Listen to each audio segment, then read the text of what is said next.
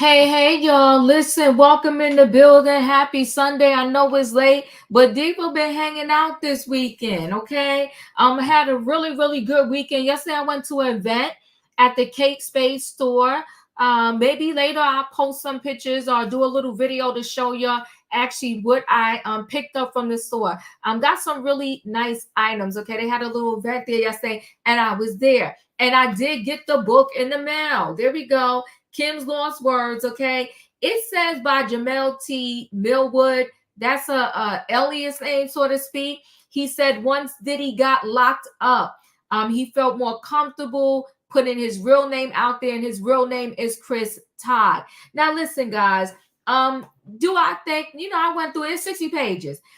Do I think that, maybe there's some adding of, well, let me back up. He did say himself that he changed some things around to protect the innocent and the people, that he just wasn't feeling comfortable naming right now, right? So he bleeded some things out, changed some things around. But when you hear it, are you going to think that you know it's plausible that this could have happened? And the answer is yes, because we heard so many salacious things already. I will add this too before we start to get into this whole story. A lot of Diddy's associates, I guess we're going to call them associates, because now everybody act like they don't really know Diddy. They didn't really get down with him like that, or anything they did see, they didn't see it while they were there. While they was there, the parties were perfect, everything was perfect. There was no underage people, nobody was getting hurt, and everybody was sober. So they don't know about the hidden rooms, about the other stuff that went on. Everybody's backing away. But the thing is with history, you can't rewrite it. You may want to, but you cannot rewrite history. It is what it is. What happened, happened. And you just need to tell the truth about your piece of what happened, or do like the most of the celebrities. They shutting up. Ray J came out and he did a whole salad bowl of soup. Okay? He was your mentor and your good friend for decades. But you ain't see nothing, hear nothing, you don't know nothing. Usher deletes 7,000K tweets off of X, formerly known as Twitter. It's a whole hot mess. It's a whole hot mess. So this particular individual, now listen, before this even came out, this that appeared, or whatever the case may be, it was rumored once Kim passed away. Yes, a word salad. Thank you. I'm saved by grace. Word salad, right? It was rumored that Kim was writing a book. It was rumored that Cassie was writing a book. It was rumored that a lot of people were writing a book about their time in Diddy's presence. And it wasn't going to be a unicorns and glitter book. It was going to be a whole lot of salacious stories about what happened when they was under Diddy's watch. Now, we're doing a fair use copyright disclaimer here. This is for educational purposes. We have been inundated by media, by whether it's news media or print media, about these salacious Diddy stories. We know now that he is locked up, awaiting trial. Will he get another chance at, freedom until his trial? We don't know, because word on the street is that, come on, yeah, they all doing the mute challenge, Tasha. Yes, they are. And they're succeeding. They're succeeding. When Beyonce did the mute challenge for her concert, a lot of people failed. But they doing the mute challenge and they are succeeding. So, we're hearing all of these particular stories. I mean, everybody is coming out the woodworks and telling a Diddy story. But the stories that they're telling are the stories that are already out there on the streets. And of course, when they tell the story, I have yet to hear somebody tell a story and really say, oh, well, I was there. I participated. I did see some crazy things going on. But hey, forgive me, I was young. I did not know what I was seeing until I actually hear now. that, and now I know that this was a illegal or not so good thing, or you should just go in the corner and shut your mouth, right? So we read the first 15 pages from online, from Amazon. I'm going to get into some more pages here, and we'll talk about it, and we'll break in between and have some brief discussions about our thoughts. Okay. So remember, we're using fair use copyright disclaimer under Section 107 of the Copyright Act. This is for educational purposes. Hit the like button. We're going to get into it, right? We're going to get into it. They're talking to the feds, Diva. Who's talking to the feds? If you're talking to the feds, you will not be on YouTube talking on YouTube. You see where Keefe D is. He was on YouTube running his mouth. Now he's behind bars trying to retract what he said on YouTube. And unfortunately for him, every single interview he had on YouTube, it will be used in a court of law against him. This is not, people think this is a game. They out here telling their Diddy stories, whoever will put a mic in their face. But it's going to be used against them. If you got a story to tell, you shouldn't be on YouTube and nobody's YouTube channel. Where you should be is calling the feds. Okay, you said his page back up. The page had never went down. And it was 7,000 tweets that mysteriously were gone. But we'll see. Listen, guys, it's Sunday night. It's late. We got to get into this book, okay? And we're using the Fair Use Copyright Act. This is educational purpose. We're going to educate ourselves tonight on what not to do, on when to leave a party, on what could be a criminal act that you are viewing with your own eyes, on if you are in a relationship and there's red flags, run and don't look back. Okay, educational purposes. Y'all know what I need in the chat, right? I need a what? I need a choo choo. Thank you, Tay Tay, and Child Felicia. In all things, live in the cloud. No, you cannot get a picture of me naked. No, you cannot. No, I'm not FaceTiming you while I'm in the shower. That would be a no. Okay, that's it. And no, when you come to my house, whatever goes down in my house, your cell phone will be locked in a box, because we saw from Shannon Sharp that you just can't even have the cell phone in your room, allegedly, right? Because he was a whole hot mess with that. Listen, we got a story to tell in that too. He called the name Michelle, and there's a Michelle that is suing him for SA. Shannon Sharp has got to be dumb, stupid, or both. But that's not tonight's story. That's another day, okay? Let's get into it. Let me bring the people on in the building. Hey, Savannah. Hey, Diva. Hey, Tony. Hey, Diva. Hey, Tay Tay. Hey. Hello, everybody. Yeah, we know Shay Shay live, but you know what? Shay, y'all. Hey, Julius, he too old for it. He too old for all of that. Oh, you know what? Where is Keisha Combs? Well, Miss TC, Keisha Combs is probably the only one that's going to be saved out of this situation, because I almost passed out, but I recovered, because they trying to drag Mama Combs in this, and I can't even breathe right now. But we got to get into this story, y'all, because it's late. Okay, it's late. I don't know where Keisha Combs is, but Keisha Combs probably never used any of this money or Diddy's money ever. She's probably living her best life, like I tell everybody, in her studio apartment, chilling. She don't know no answers. She don't hear nothing. She ain't see nothing. She don't know nothing. Okay, that's it, and that's all. And listen, go ahead. Hey, good evening, everybody. You know, Diva, you could join Mama Combs for an IV drip. Go ahead, girl. Do that. Go ahead. I ain't playing with you, Felicia. You want to leave Mama Combs alone, okay? She in her 80s. Now, Stephanie, Mama Combs going to jail too. Y'all just evil. Don't do that. Don't do that. I'm going to remind everybody, in case you wasn't here, I'm going to go back through so we can remind ourselves of these first pages, okay? And then we'll continue on. So chapter 1, this is Kim's Lost Words, A Journey for Justice from the Other Side. Soon after high school, and this is on Amazon for $21.80. Okay, it has 10 ratings, 3 stars so far. Soon after high school, I started landing modeling jobs. I couldn't believe it.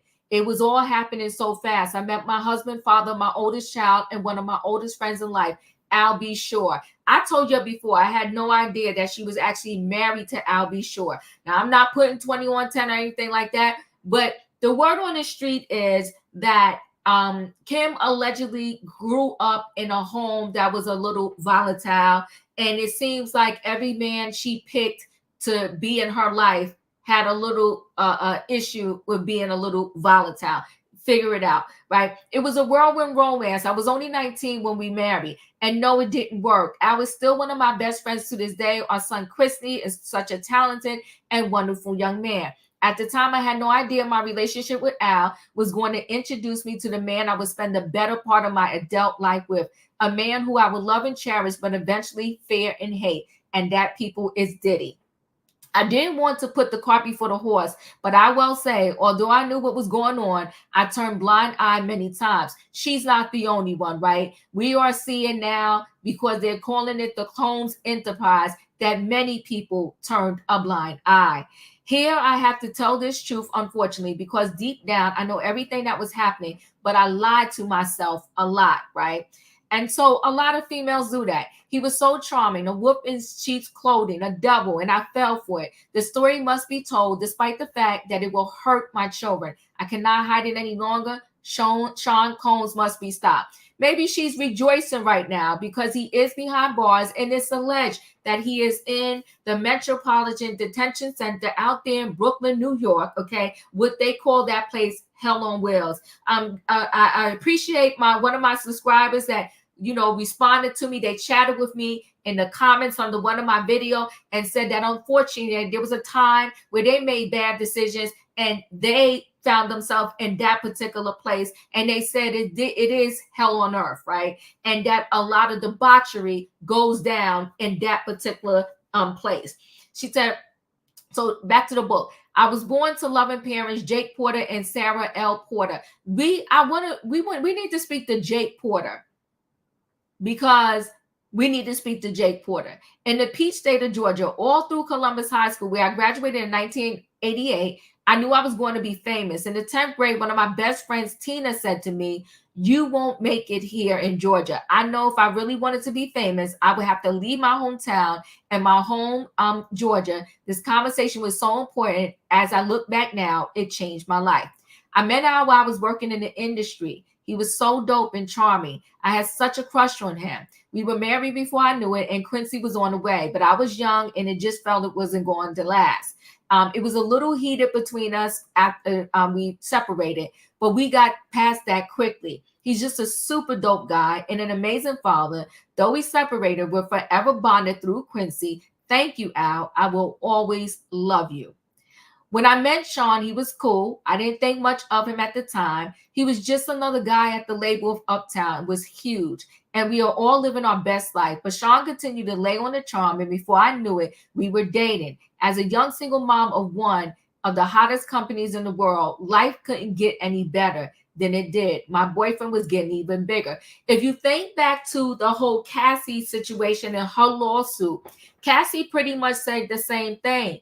She said, I really didn't like Diddy when, Kim didn't say she didn't like Diddy, but Cassie said, I really didn't like Diddy when I first met him, but he kept coming and coming and coming and coming and putting a pressure on me until pretty much I became his girlfriend. He and Clyde would hang out a lot, but I didn't think anything of it. I mean, that was his boss. He was doing things bigger than most men dared to even dream. Didn't happen. I mean, okay, it was a little bit of a freak. I really enjoyed myself with my partner, and toys are one thing, but I never imagined having a man I was dating asking me to use a toy on him. The first time he said he wanted to experiment and try something new, I was grossed out, but he kept begging. He said it will only be this one time, and he was just curious. I was only 20 at the time. I said, what the hell? I hated it. Things happen, and we'll go on, right? Now, I will say this. They're saying now that Clive Davis, when people are asking Clive, what about Diddy? What about Sean Combs? He like Sean Combs who? But meantime, Clive Davis, every time he threw his Grammy party, when technology became what it was, Clive Davis used Diddy as the face of the invitation of his digital Grammy party. And he used it year after year up until the lawsuit, right? So that's when he stopped using it. And Diddy's face was still in the digital invitation after that Cassie lawsuit. So it's interesting now that I guess, allegedly Clive Davis has amnesia and he don't know nothing about Diddy. He don't know a Diddy who he is or what he looked like. Anywho, we're going to carry on. Sean kept reaching out and I kept ignoring his calls. Eventually, in a few weeks, we ran into each other at an event. He came over and sat next to me. We were cordial. He flattered me by saying, "You look amazing." I replied with a simple "Thanks, Sean." I tried to get up and leave, but he pulled my arm. I turned to him. He looked deep into my eyes and said, "Look, what happened between us was weird, but I really care about you. Can we?" He paused, and I tried to use this as my attempt to escape. I pulled my hand back and said, "Sorry, Sean, I have to go. Please think. I'm falling in love with you. Can we talk?" My breath was taken away. Did he say he loved me? It was so fast. I wasn't aware of this manipulation tactic. Not yet.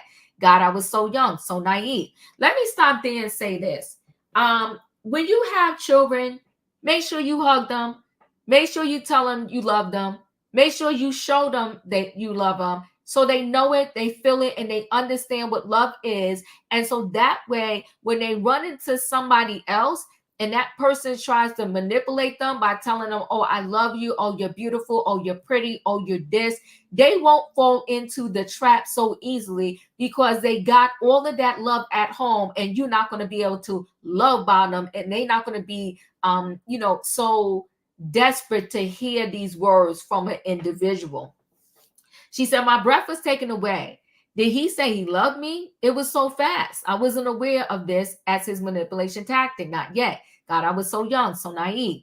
He continued, "Let's have dinner." And I fell for it. 2 days later, we went out for drinks at a lounge in Lower Manhattan. The place was so nice. Sean was really coming up and pulling out all the stops to impress me. He pulled the chair out for me to sit. Back then, he was always a gentleman. He smiled and said, "Look," as he sat across from me. I hated it. I never want to do it again. Give me another chance. Over coffee the next morning, I decided to give him another chance. So he told her, "I hated what we did the other night in the bedroom when I asked you to use the toy on me." And so she said, "Okay." And she got back with him. For the next year and a half, things seemed pretty normal. So before I continue with that, if you go back, Diddy was already, and listen, people like what their life like, and that is not a problem. But you could tell already at that point early on with Kim, Diddy liked, to explore with his, like how he would have relations with people. I'll put it like that. For the next year and a half, things seemed pretty normal. It was fun. Things were going great. And we were living the dream that I dreamt about throughout my youth. Sean and Clive were working on Bad Boy, and he has had his first couple of artists. He picked up Craig Mack, then rapper from the West Coast called Notorious B1. If you wasn't with us the other day, this is not the Notorious B.I.G. This is a rapper from the West Coast, and his name was Notorious B1. It is alleged that Christopher Wallace stole this particular guy's name and just added, a G and put, the Notorious B.I.G. to help Chris develop. He was collaborating with the biggest names in hip hop to make it happen. Things could not be more amazing. Then he asked me to do it again. She's talking about the things in the bedroom. She said it was insane. Sean said, "Baby, I can't stop thinking about it." "What the hell are you talking about?" I responded. Sean continued, "I just can't stop thinking about that night. It was amazing. Can you screw me one more time, please?" I became infuriated. "Why don't you go to Clive? He's the one you're screwing, isn't he?" Then Sean hit me. This was the first time. He slapped me hard. Before I could go form words, he began to beg. I'm sorry. Holding my cheek where he hit me. I turned and ran off. That should have been it, but I guess I'm a glutton for punishment. So again, she had early on a ton of red flags. This is before she had a kid for Sean Combs. She experienced something in the bedroom that she just did not like, but she continued on past the red flag. He put his hands on her, allegedly. She continued past that red flag. So again, for the educational purposes, people, When someone shows you who they are early on, believe it, because that's who they are. And you see subsequently, years later, we see a video of him putting his hands on Cassie. He sent flowers and a bunch of expensive gifts. Then we bumped into each other at another industry event. He sat down next to me. This was deja vu. Sean started, imagine running into you here. Get the F away from me, I forced out. He became more serious as he said, look, baby, I'm sorry, but I just glared at him. There's nothing you can ever say to me, nothing. And after an awkward silence, he finished, you know I love you. I love your son. He's my son. I don't know how to fix this, but I'll do anything. I'm sorry. He says, sugar honey iced tea. He can be so sweet. Here we go with the love thing. This time, it's not falling in. He was great with Quincy, and to be honest, despite everything, I missed him. As he stood to walk away, I remember hearing myself saying, call me later. What the F is wrong with me? So let me just add this in here, and I'm going to continue on. First of all, single parents out there, you always have to be extremely careful when you're dating and who you introduce into your child's life. You know, she's probably thinking I'm a single parent, but that is why I say, to the best of your ability, you should always figure out how to co-parent with the person that helped you make the kid. Okay? Let's continue. Sean arrived with flowers in his hand. He wanted to see Quincy. He was so good with him, and Quincy ran over to hug him. I felt my heart melting. He asked Quincy, how you doing, Tiger? Quincy looked so innocent as he responded, I'm good. I miss you. Sean's response sounded genuine. I miss you too. We'll hang out tomorrow, okay? Okay. Sean gave him a little love tap on the butt. It's bedtime, Quincy replied. Okay, good night, as he turned to head toward the bedroom. Here was the man I fell in love with, but what was I thinking? Not only does he want butt plugs, he slapped the S out of me. So why am I still talking to him? They say that love is blind, but is it stupid too? As Quincy left, Sean looked at me and smiled. Baby, let's go have fun. The babysitter's on the way. I just want to show you a good time. I'm so mad at myself for melting, as I said. Okay. We sat on the couch laughing and generally having a good time when the doorbell rang. The babysitter arrived, so we left. As we exited the house, a big man climbed out of the limo and opened the door for us. He wore a sharp suit and had a pow-pow noticeably tucked under his arm. I thought to myself, he could have made it invisible, or did he want me to see it? Despite my reservation, James was a sweetheart. He was very courteous and polite. As he tipped his head and said, good evening, man. Gene drew a smile out of me as I responded, hello. Gene and I would see each other a lot after this day. So many people are also telling me, so as we read that particular piece of it, many people are telling me that Gene's term or his time ended around 2008. If you put pieces together, the current charges against Diddy, they start from the 2008 period. Make some connections, people. I'm not saying this is, but could it be, right? Could it be that, what was I going to say? That Gene is helping out the feds too. So they only back this case up against Diddy currently to 2008. They saying that Gene Deal was no longer in the picture working for Diddy at the 2008 mark. I don't know. We're talking here. We're educating ourselves and we're trying to put pieces together. Chapter 5 is called Sean Nails. The year passed and thankfully we didn't have many bad arguments, although Sean was strangely getting into voodoo. He would put curses on people and I wasn't sure how to respond to that craziness. My problem as a single mother was I wanted to be married. He always had excuses and delays when it came to committing to marriage. His label was blowing up, Biggie dropped, and it was about over. He also signed Mary J. Blige, and of course, when I found out he slept with her, we fought. He claimed it was a mistake, and my stupid A took him back again. Sean asked me for a threesome with her. At first, I was mad, but Mary was beautiful, and it was our first threesome, and I loved it. Mary was sexy, and I would not be doing this a lot, but it was so hot. I was young and exploring my sexuality and was enticing. So first she mad at her, but then she's like, oh, whatever, I have a threesome with her. This whole thing is crazy, but we'll continue. Over the years, we brought other women into our bedroom periodically, and we were happy. This isn't to one day I came home to a situation that went from awkward to a nightmare. Quincy was with the babysitter, and Sean was sitting with Albie Shore at the dinner table. I had a child with Al, and Sean was the father in Quincy's life.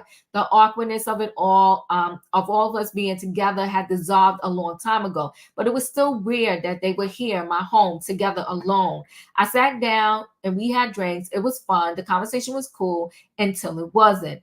Al was a little weird, loose after a couple drinks. I remember him saying, it's still weird seeing you with my friend, but you're happy, so I'm happy for you guys. Sean responded, thanks, man. Me and you, we shared so much. Al replied coolly, weird. The conversation took an odd and awkward turn when Sean said, we all been together sexually, but not together. I was shocked for a moment at quietness lingered in the room. I asked, what do you mean by all together? Al shifted uncomfortably, but Sean didn't hesitate. You know how when sometimes invite other people into our bed, I couldn't believe it. Oh, hell no, Sean. This is my son's father. Al say something. What Al said was mind-boggling. I don't know. It could be kind of hot. I miss you in that way. Although I couldn't believe Sean would do this, the truth was I still cared about Al, and this could be very hot. I just didn't want it messing up my relationship. And if things became awkward, how would it affect Quincy? So I asked, are you both sure? I imagine both of them, being with me. I knew this was awkward. There would be some, body parts touching. I couldn't have imagined my wildest dreams. Al, I couldn't believe it. I stood there in shock. But when I ran out of the room. This was too much. I couldn't. Sean called out, oh, come on, Kimmy. They didn't chase after me. They just continued, I guess, whatever they was doing. I couldn't get the image out of my head. I couldn't be with Sean for a while, but that wouldn't be the last time I saw Sean in a compromising position. Not by a long shot. One day I found the vault where he kept all of his encounters with men. Yes, he kept a record of it, but that's for later. Well, I mean, out of that whole section right there, what we can believe is that there's records of things, right? Because the Fed has a ton of footage, they said, about that is footage from the FOs. Biggie took over the East Coast hip hops, and Sean was the brilliant mind that orchestrated it. He hired people to teach Chris how to flow and write his lyrics. He hired the best producers to do beats, although he took credit for them, and the music was unstoppable. This particular piece we can believe, right? Because he just recently, within the last 2 years, gave the artists back their publishing rights, and the artists were pissed because it was like, it came with a lot of strings attached. One, they had to sign NDAs, and two, they said it wasn't worth a dime. At this point, Sean was sleeping with all the power players and everyone that wanted to do music. I wanted to be a bad boy. Sean willed and dealt in a way that would have been unthinkable to many. He slept with guys that really controlled the music to stay on top. A lot of the names of average people have never been heard of. These are guys that make the decisions on who's winning and who's not. He hosted parties that were just a fancy name for orgies, and everyone wanted in. When I met Tupac, Sean and I had an open relationship. And yes, I slept with Pac. He was sexy. Sean didn't mind. Well, not until he tried to get Pac to join us both. Pac was not good with that. This is where the relationship then became strained. Tupac wasn't going to accept Sean advances. Pac wasn't gay, and he was pissed and about the advances. We were all in Sean's house. I was drinking, they were smoking, and everyone was just relaxing. Sean came in on what I'm sure he would call a smooth approach. My baby is bad, isn't she? Pac threw me a sly smile. Hell yeah. I felt myself blush. Sean was now in full swing. You think you can hit it better than me? I couldn't believe he disrespected me this way. What's shocking is she couldn't believe he disrespected her that way, but allegedly, according to her, he done spoke to her baby daddy, her first husband, and asked for a threesome. and allegedly they had relations, while she was there and ran out the room. I mean, she thinks this is disrespectful and not all the stuff that happened before. That's interesting. I was not playing with my response. Sean, what the F? Pac came to my defense. Damn, bro, you ain't got to do the sister that way. Tupac appeared upset behind Sean's word, but Sean went in for, it regardless. I think my privates are bigger than yours. I bet I can make her respond quicker than you.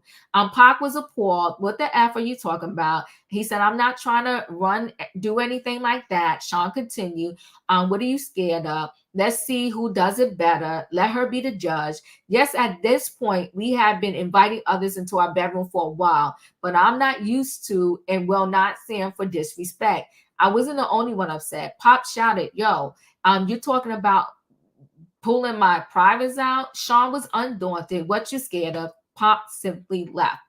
I do believe probably there was a situation. Doesn't necessarily have to be this situation. Whether this is true or not, we'll never know because Kim is not here to defend or deny her own words. But I do believe there probably was something that went on where Tupac and Puffy, the relationship just came back. If you remember, 50 Cent always said that Diddy did some advances, like asked to take him shopping or whatever. And as a result, he just couldn't stand Diddy. He's been on Diddy's neck. So it's plausible that the same thing happened with Pac, and he was just like, I ain't with that. Things were contentious since then. The two could not be in the same room. Pac avoided me as much as he did Sean. When they did bump into each other, the tension was palpable. It felt like blows could be thrown at any moment. Months passed when the only tension between them, it was uncomfortable, but nothing life or death. Then one day we were at the studio. It happened. I walked into Sean's office and he was having a conversation. Sean sat across from Jimmy Henchman. Pac did not leave the effing. Pac don't leave that effing studio alive. I don't think I was supposed to hear it. I continue as if I didn't. Hey, Sean, good morning, Jimmy. They didn't seem to think I heard anything. I'm ordering breakfast, smiling. Sean replied first. Let me get eggs, sunny side up with grits and grits and an orange juice. I could see he was hung over. Good. I don't want him knowing anything. I don't want him knowing I know anything. If he just asks for something to happen to Tupac. So that's where the excerpt ends. That is on Amazon.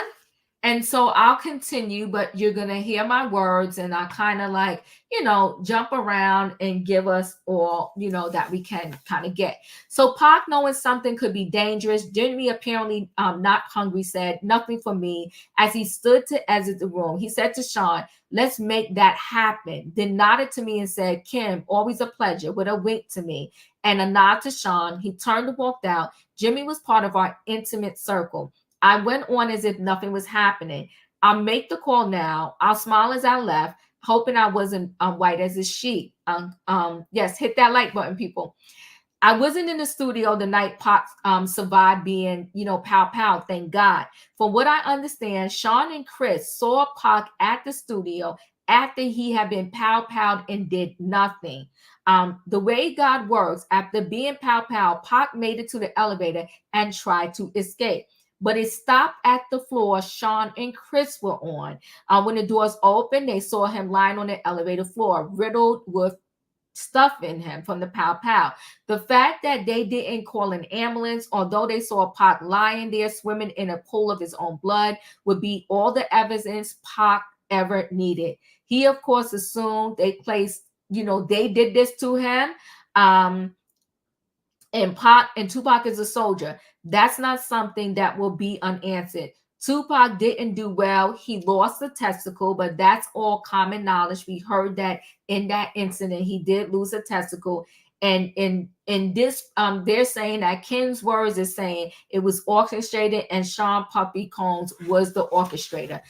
Well, at the time of that particular situation, Tupac was 10 toes down that Sean and Biggie was responsible for what happened to him that night at the studio in the elevator. So the next chapter is threats. At this point, I knew I had to get away from him, but I was scared. It was going to, is he going to take my life? If I tried to escape on one February evening, I thought I found my opportunity at dinner after an event. We were at a ritzy restaurant in a private roof. It was an exclusive setup. We were alone, but we were in public. Perfect. Sean was on the phone talking to an unknown listener as he sat down. His words on the call would be etched in my mind forever. We're going to release. Who Shot Ya Now. Remember, that was an actual song from Bad Boy Records, right? And that started what they called that East Coast, West Coast war, right? Hip hop war. He waited for a response, then went on to say, of course they're going to think Big was talking about Pac. That's the whole effing point. Nobody would give a F about a diss track against LL effing Cool J. Do you know how much money we'll make from this kind of rap beef? People battling after someone really got pow. This may not be the best time for this conversation. Sean was finishing up. We'll drop that record tomorrow. He listened to the phone, then responded. There's going to be blood in the street. People miss. Pac alive. Let's capitalize on that stuff. I'm changing words just so you know. When he responds, it's going to mean more money. He turned around and looked at me, spoke back into the phone. I'll call you back. Then hung up and spoke to me. What's wrong? I tried my best to give a fake smile at what I heard. After all, me and Pac were intimate. I responded nothing. Sean wasn't fooled. Are you sure? His demeanor was threatening, but I responded as cool as I could muster it to his intimidating stare. Yeah, of course. He took my hand saying, that's wonderful. He began to squeeze my hand until it hurt as he continued. Because seeing you walk in the office while I was talking about unaliving that MFer and you not saying S to me, he had me just a little concerned. His grip was starting to hurt badly. You're hurting me. As he continued, he squeezed tighter. You're pretending you didn't hear anything was a sign of your loyalty to me, not something I should be concerned with, right? I had no choice but to give him the answer he wanted. I knew I was trapped when I responded, of course I'm loyal to you. He let me go as he responded, good. And remember, I'm the big D. I snatched my hand back in pain. He smiled and said, let's get off with a good wine. Let's start off with a good wine. He snapped his finger and his favorite wine was poured for him. They knew what Sean wanted, and what he wanted, he got. I'm trapped. No, it isn't the time for me to launch my escape plan. I have to be strategic. It's going to be hard to leave the glamour, the glitz, the lifestyle. I mean, this man snapped his fingers in one of the most expensive restaurants in New York City, and they poured his drink of choice. The bottle of wine is $800, and this is $19.94. The list to get in this place is 6 months long if you're somebody. Mayor Giuliani has a table here tonight also. If I got up and walked out, I would be safe.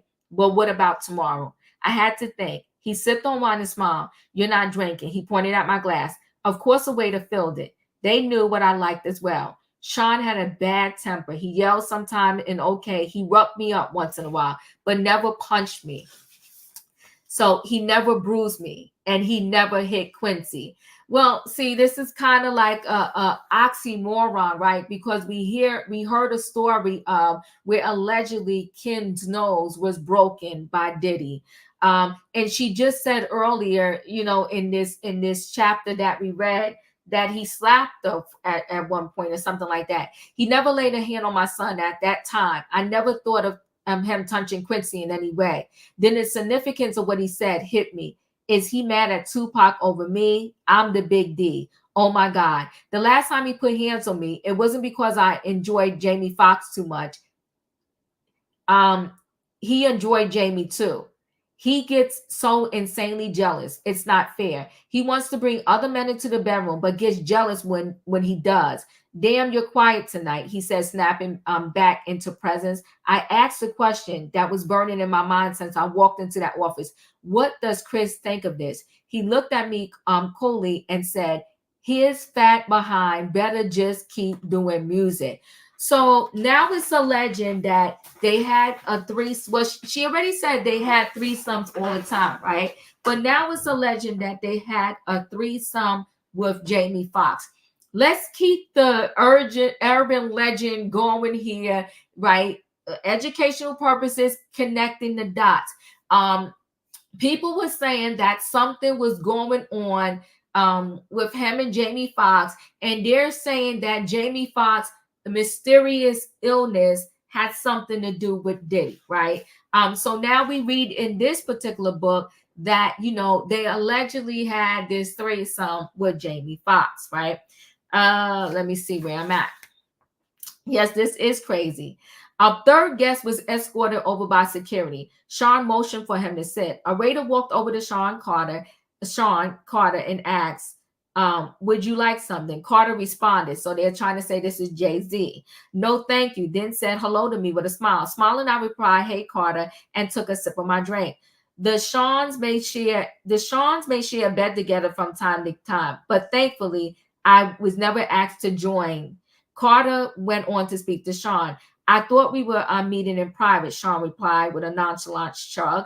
I had to discuss something with her. It's fine. Go ahead, he wielded the kind of power Carter shifted, uncomfortably in his chair before continuing.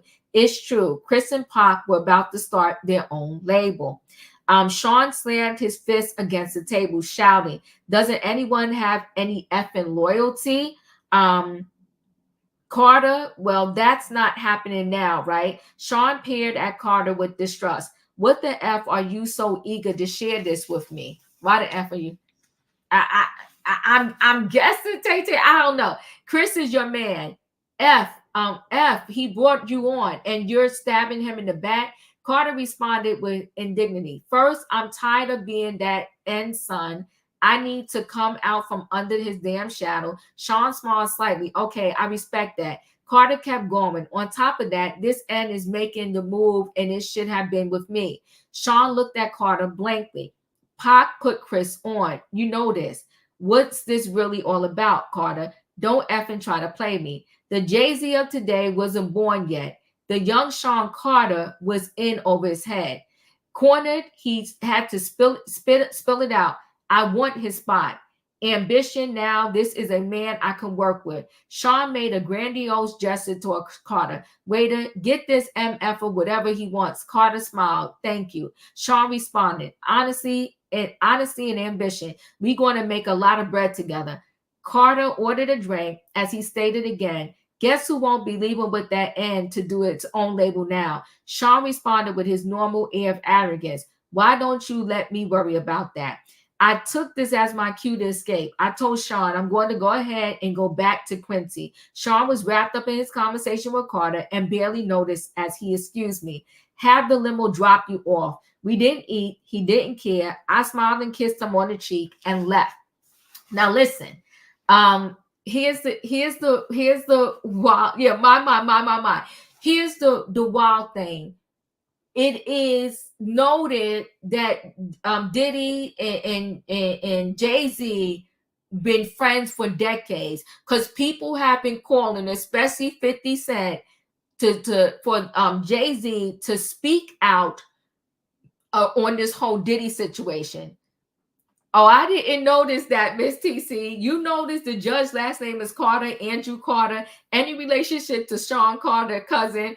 They do have similar features. Child, listen.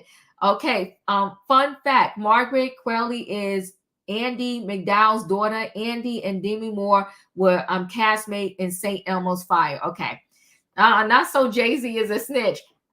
We don't, at this point, we don't know who has gone to the feds to, to help them out, right? Okay. All right. So let's continue. Kadia, I think this name is actress, model, and fashion designer Kadia Jones was Tupac's fiance and is the daughter of record producer Quincy Jones' daughter. Okay, and actress Peggy Lipton. Being around other celebrities was just a part of life. Meeting Kadia was just one of those events. As time went on, we became close. We hung out together, went shopping, and so on. It was about the same time I met Kimora. Those were the days, or so I thought. We always had girl talk, and the fact that she was dating someone I had previously been with wasn't a source of contention. We didn't get jealous of each other. It was just girl stuff, girl talk stuff. No, I did not become intimate with Kadia. Kimora was too jealous for that. Yes, Kadia knew about Kimora, Sean, and I all being together sexually. Of course she did. We share that kind of thing. We're open and honest with each other about almost everything. A true friendship, except I couldn't be open and honest about everything. Not anymore. Sean made sure of that. So now it's being alleged that Kimora, Kim Porter, and Diddy all got it in. Khadiyah and Pac were the greatest couple. He was always so cool and yes, sexy. She was so beautiful and fun. Before all the tension and beef, we used to all hang out together. It was always dope vibes. But with Pac's, pow-powing and the suspicion surrounding Sean and Jimmy, the vibes between Khadiyah and I weren't always purpose. Then came that night, award show with anything new for us. At this point, we dogged up as the men groom. We didn't choose what we wore. A stylist prepared our color palettes. A makeup artist did our makeup, and a hairstylist did our hair. This was just the way of things. We shared the best stylists in the business. Sometimes we all go to the studio for an event to get our measurements taken, but this time Khadiyah seemed different. I felt like something was wrong, but when I probed her, she wasn't saying anything. Then the day of the event was here. We all see each other inside. Even though Sean was my man, as far as props, I had nothing on Khadiyah. Being Quincy Jones' daughter had perks, and superstardom was among them. Pac wasn't there. When she saw us, she came over to our table. We sat around kicking it in a very dope vibe. Sean knew he was going to clean up this award show. He had all but taken over the East Coast musically. With all the hits, there was really no way he wouldn't. Bad Boy is a Hall of Fame stuff. Now Sean P. Diddy Combs knew it. Sean smiled at Khadiyah, and as she sat at our table, but something about that smile didn't seem authentic. Soon I would know why. He was sick when he has a grudge against someone. As she sat, Sean said, "Bad Boy is going to clean the F up." From this table with Faith, Chris replied, "Hell yeah."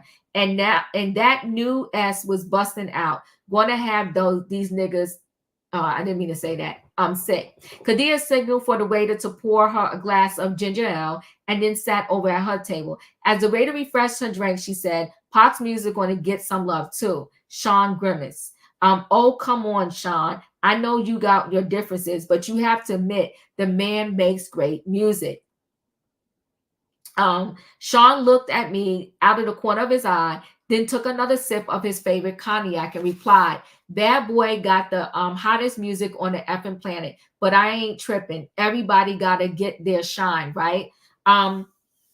This author, you said, Shasuke said this author has many lawsuits against him.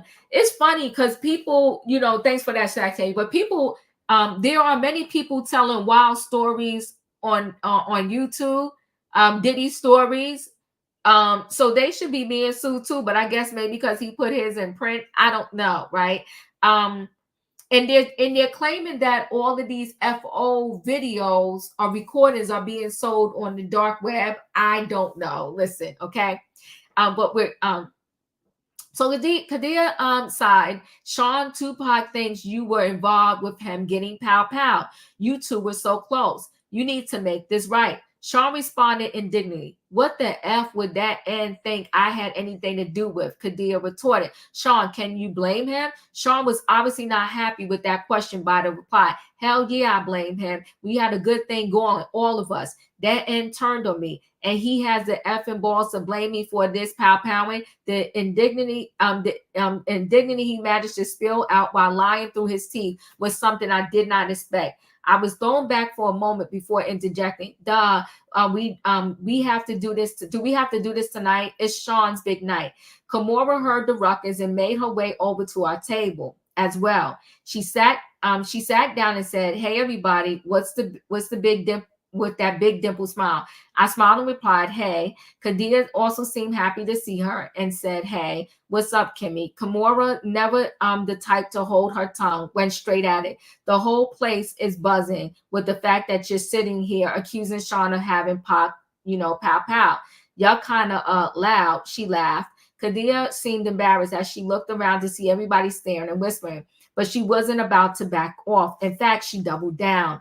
anybody here not talking about it ain't real anyway. We all know Sean was behind it. Kimora forced a smile. Honey, we don't have to do this here. Kadia made it clear she was not silenced as she continued. Oh, let's not hurt the feelings of Sean Puffy Combs. He's only had one. Where is she now? I wonder if she's talking. One of the most prolific actors in the game, in the game shot. Sean clenched his hands into his fist.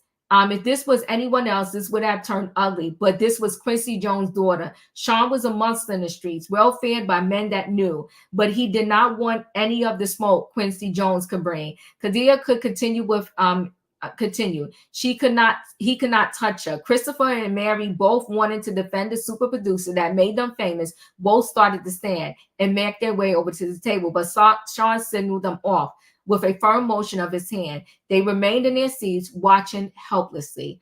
Kadia seemed to be on full rampage. You're not safe in these streets, Sean. You think you're untouchable. Kimora almost red in the face when she grabbed Kadia by the hand, saying, I gotta go to the restroom. Kadia's not willing to stop. Snatched her hand away, yelling, let go of me. Kimora needed her to get a grip and said sternly, as a parent shaking a child mid-tangent.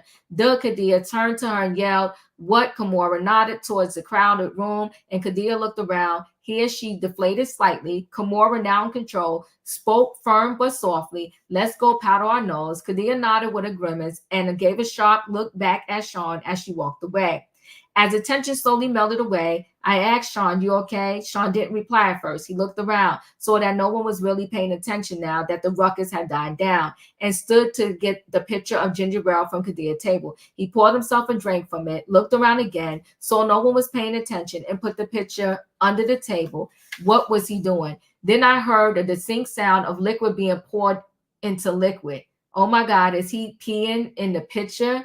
He smiled at me as he brought the picture back, oh my God, from under the table and finally replied to me, I'm good. He then stood and returned the picture to the table. I was in awe. I knew he had a bad temper, but this was disgusting. I never ate or drank something after we had an argument again. Kadia and Kimora made their way back to Kadia's table to sit. As Sean watched on quietly, Sean made small talk. Which songs do you think they will give me awards for? As Kadia poured their drink, Sean's bodyguard made his way over to the table. I think he stopped her from drinking it. As everyone else just sat and watched, Jean risked incurring Sean's wrath. If I'm right, relieved, I replied, baby, you catalog is crazy. It could be a lot of songs. Sean glared at Kadia's table the whole night. So, oh, so come on, Tracy Lee. So you know what then? If Gene Deal said that, Gene Deal has recently said that a lot of people are repeating his stories.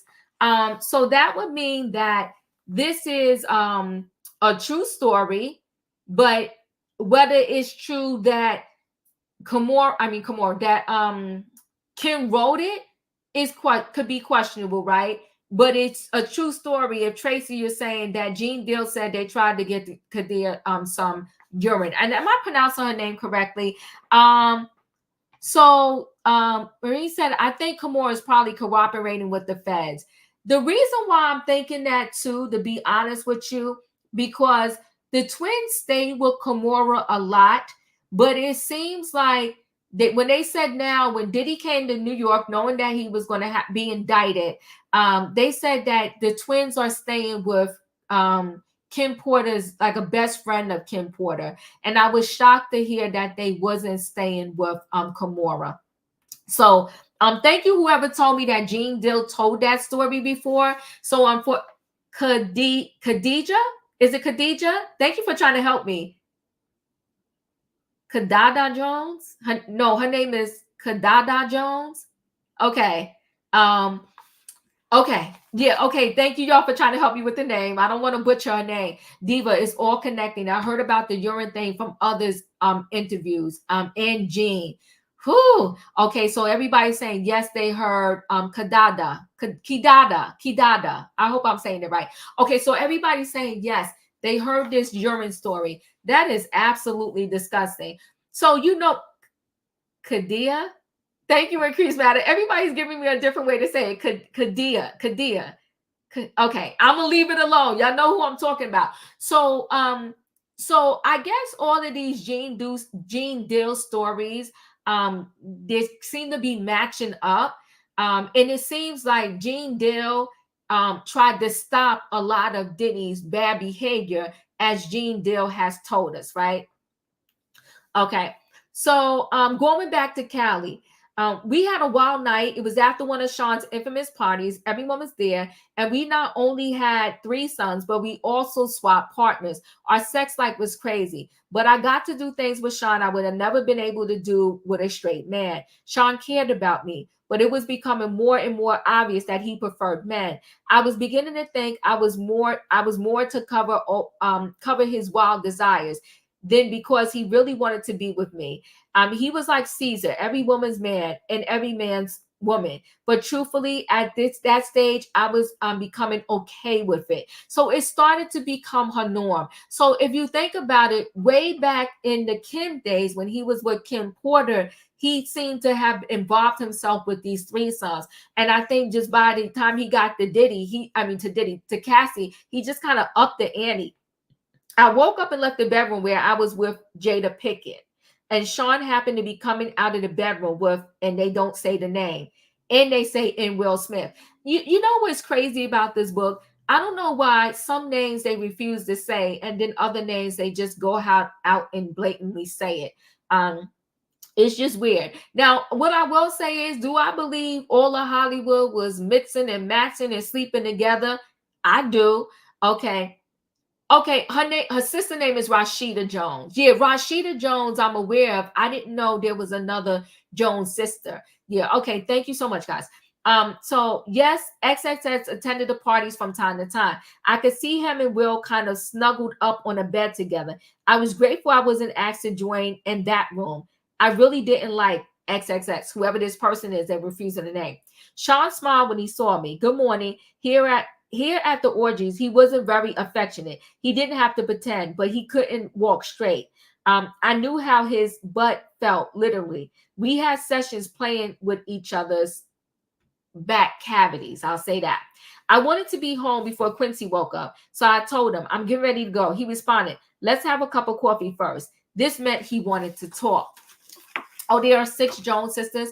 I didn't know what it was about, but in situations like this, I didn't really have a choice. He was becoming more violent when he didn't get what he wanted, and I didn't really want to fight. So I sat down, but before we started talking, XXX came out of the room. They're not naming who this person is. Sean was wearing boxes. The person they won't name was in their birthday suit. The person they won't name addressed us morning. When he turned around in order to close the door, there was stuff there, okay, from the night before. Walked over, pulled a chair, and sat down next to us and lit up a blunt. Sean stretched, smiled, and said, the East Coast, West Coast beef is more lucrative than I thought, but it's getting dangerous. The person they not naming responded, surprised. Business first thing in the morning. Damn, cuz you on it. But you know you don't get nothing to worry about. You get a pass, daddy. This is what he calling the person. Seems like he likes to call people daddy. X smiled Coley. Sean apparently had something to talk about with X as well, because he said, I can't protect everybody, especially as someone no longer going to be on my label. It was apparent that X was taken aback by this turn of events by his reply. Sean, are you saying what I think you're saying? Sean continued. It's taxing on my resources to protect people. Someone that isn't 100% on my scene can't get 100% of protection. Did he call everybody daddy? Okay, it's possibly so, and that's probably why he named his studio one time. Wasn't it called Daddy Studio or something like that? What the hell's going on here? What does Sean want from me? This morning is turning out to be way more than I expected, and I have to go. Quincy will be looking for me. Meanwhile, the person they're not naming apparently wanted clarity. So to be clear, if something happened, this person they won't name made quotation marks with his finger to one of your artists that was leaving your label anyway, it would be considered he makes another set of quotations out of your control. Isn't this what you're saying? Wait a minute. Can they be talking about Biggie? Is Sean saying he won't protect Biggie? At this point, I was too young, too naive, too hungover to understand that this was not a lack of protection. This was them going after him. We had this come from this morning, but an older, wiser me understands now what I didn't comprehend those years ago. Sean was just getting to the real reason that he had Blank there. The world was about to lose Biggie. Blank laughed. "You a cold MFer," Sean said. "Why the F should I protect someone that isn't going to stick around? I made him. That end should be worshiping the ground I effing walk on." I was thinking Sean Eagle is rearing its ugly head, and I wanted to get out of there. But instincts told me I need to tread carefully. So my next move had to be calculated. I didn't really want any part of this, not even implicitly, but I was just dragged right into the middle of it. If what was happening here ever comes out, will I be held as an accomplice? I could just pretend this was okay. So I said, "But Sean, he hasn't left yet.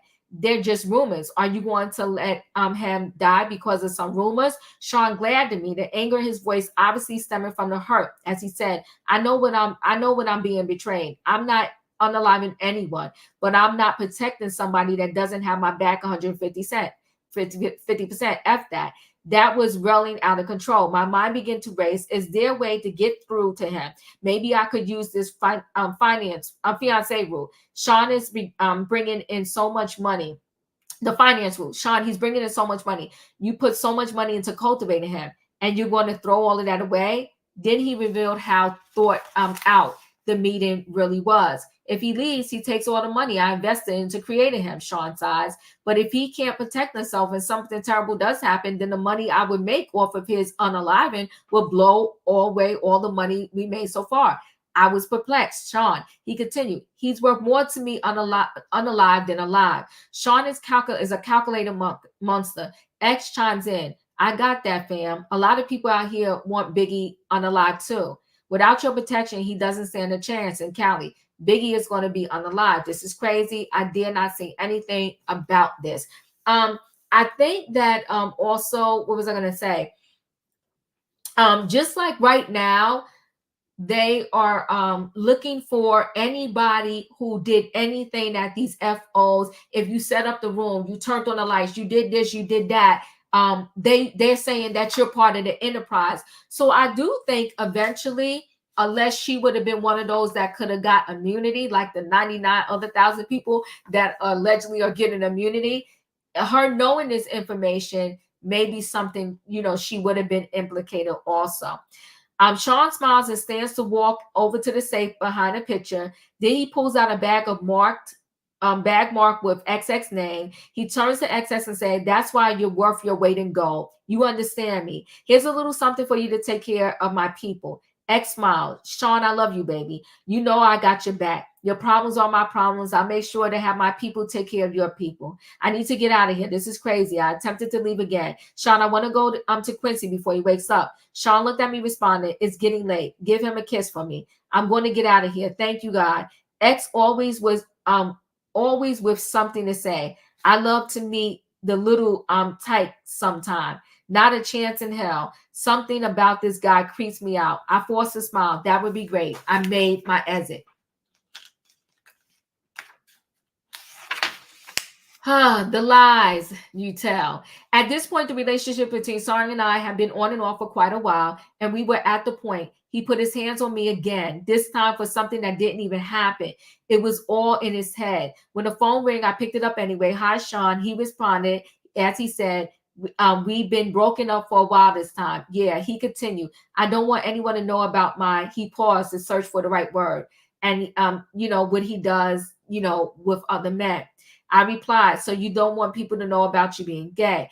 Sean exploded. "See, that's why I'm effing lose control on you." So I just plainly stated, "Goodbye, Sean." Waited. He screamed, "What, Sean? I'm sorry, okay? You're always effing sorry." He took a deep breath.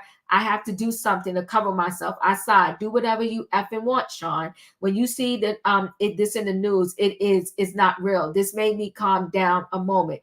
What could he be talking about? He continued, "I'm only doing it for the press."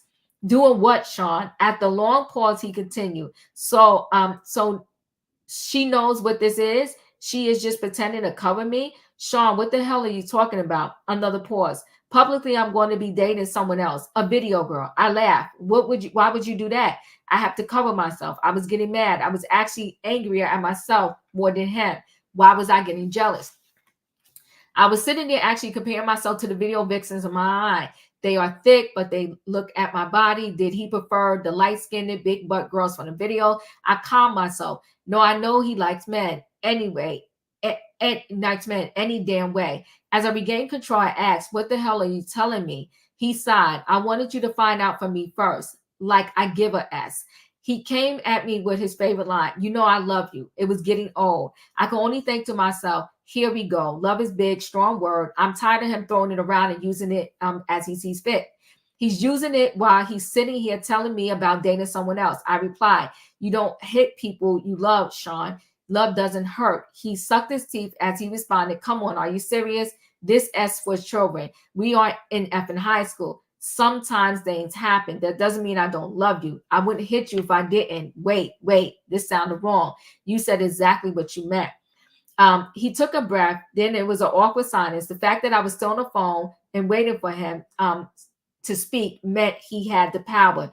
He was more cautious as he continued. He didn't want to lose the power. Can no one that I don't care about can bring that kind of emotion out of me? I wanted to say, is this how you talk to dudes after using butt plugs? But there is a line I don't cross. Instead, I said that while you're dating some other B, that's just for the public. I was done. It could have heard, if you could have heard my voice, whenever Sean, whatever, Sean, do what you need to do. Just leave me alone. I'm never giving up on, he cried. I responded to that emotional control attempt with the little resolve I could muster. I don't even believe words that came out, tumbling out of my mouth. Sean, there's no us anymore. Goodbye. Tell Quincy I meant some, he threw out. His emotional manipulation was really driving me crazy. This time I said much more convincing. Goodbye, Sean. I hung up, and she called him a manipulative bastard. So yes, he's talking about dating J-Lo at the time. Let me take a sip of water, y'all. More problems. For a while, I was actually happy to see Sean gone. I was getting older and the sex parties were out of control. It was getting time for me to slow down. Chrissy was getting older. I knew that if I kept going, the rumors circulating were going to eventually find his way back to him. What will he think of me? Chris is about to take his trip to California. I didn't know exactly what was going to happen out there, but I felt like Tiana Wallace was about to be an orphan. I knew I didn't want any ties to that. As I was sitting there contemplating all of this in my role, sipping on wine this Friday evening, my doorbell rings. I was not expecting company. I opened the door and found Sean. My heart skipped a beat. I was shocked, but recovered quickly. I forced his smile and told him with a slightly slurred speech, hey, come on in. I'm on my way. I am way more intoxicated than I thought. Sean entered, looked around suspiciously, then turned to me and smiled, saying, you haven't been returning my calls. I just wanted to make sure you're okay. I'm fine. He obviously not here out of concern. He was checking to see who was here. Sean was controlling like that. Yes, even though we were not together and he was dating someone else, he started to make his way to the living room. I attempted to put a quick end to the visit, but it came out a little more directly than I intended. So since you can't see I'm fine, you can go and let me go to bed now. Part of me wanted him to stay. As he entered the living room, I was forced to follow Sean and was very direct in his next inquiry. Is someone else waiting for you? No, but Sean, we're not together. You're dating someone else. I can F whoever I choose. With this, Sean became irate. He forcefully slammed me to the ground. He pulled out a pow and sat it at the end table. He turned to me calmly. I was scared. My voice quivered as I played with him. Sean, please stop. Quincy is here. He did. How did we get here? How did we get to this point that he was in my living room threatening me with a pow? He knelt on one knee and got right in my face to say, you're mine. You don't have a choice in this now.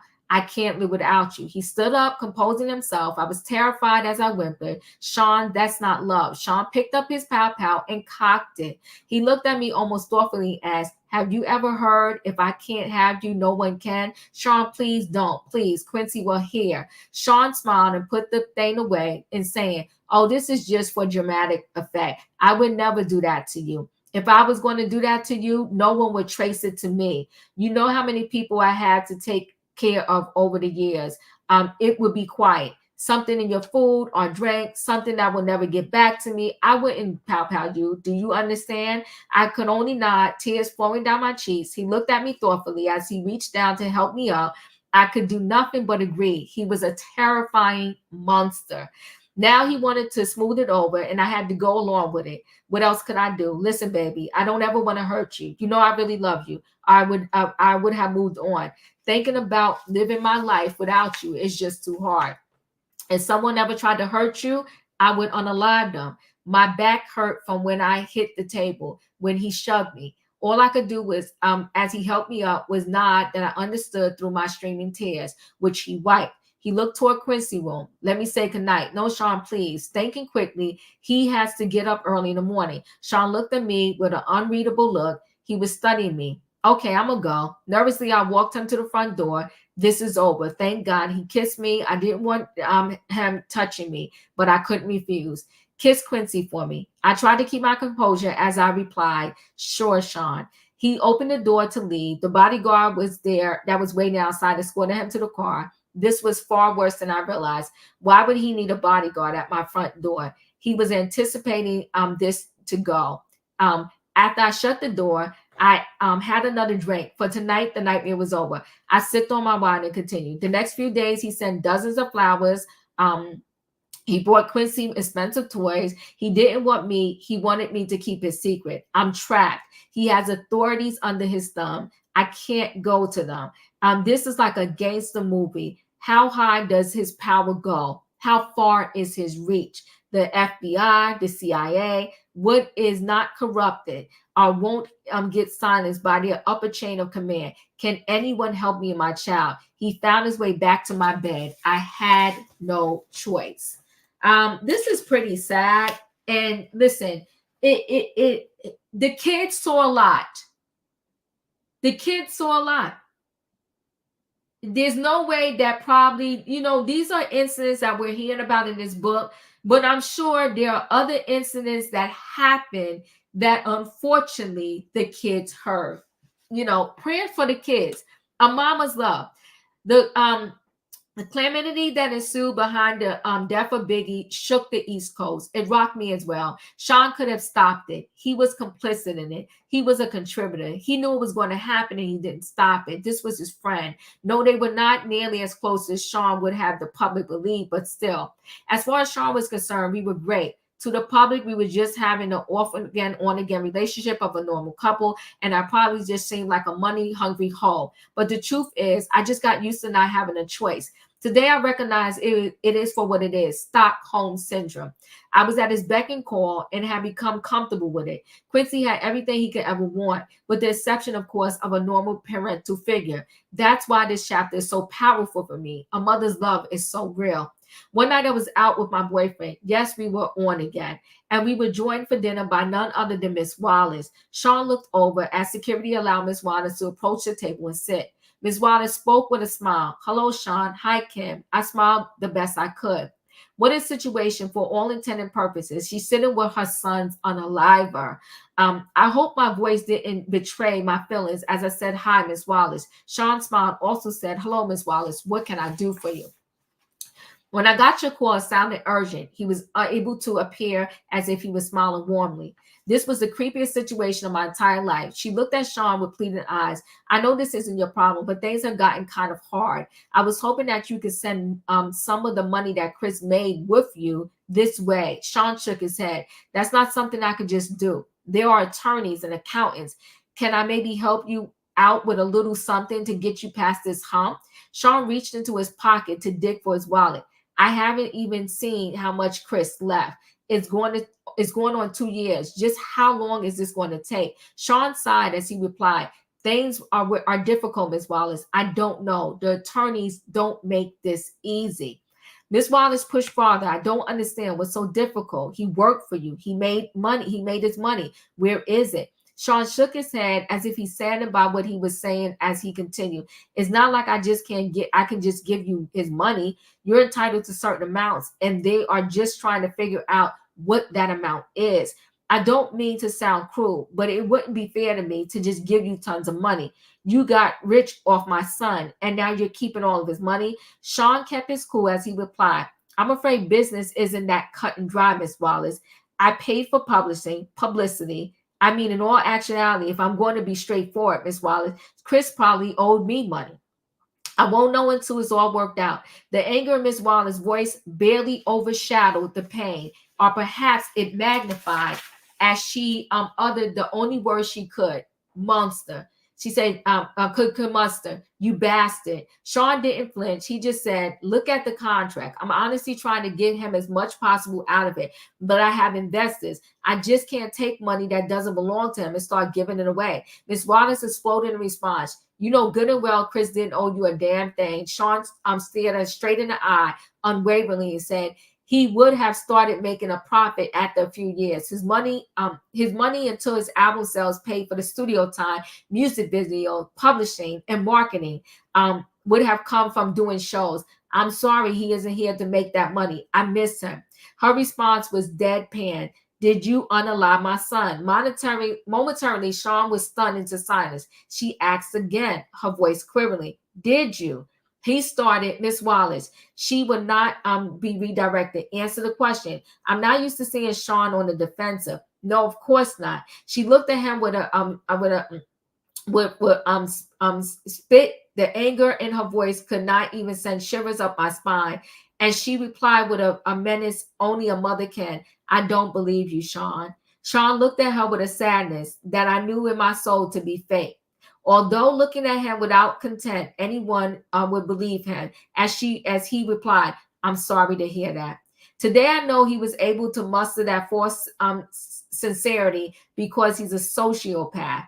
Back then, I thought it was compassion. With no more words, Ms. Wallace stood up and left. Sean wanted her exit Sean watched her exit with disbelief, not knowing what to do. I placed my order. Dinner that night was long and silent. I fear Miss Wallace's life. Sean is the most dangerous when he feels threatened. Does anybody know in the chat, did she ever get what was due to her that was due to Biggie? Does anybody know? No, she could not physically threaten him, but this threat was very real. If she goes public with her accusations, Sean's image would be damaged.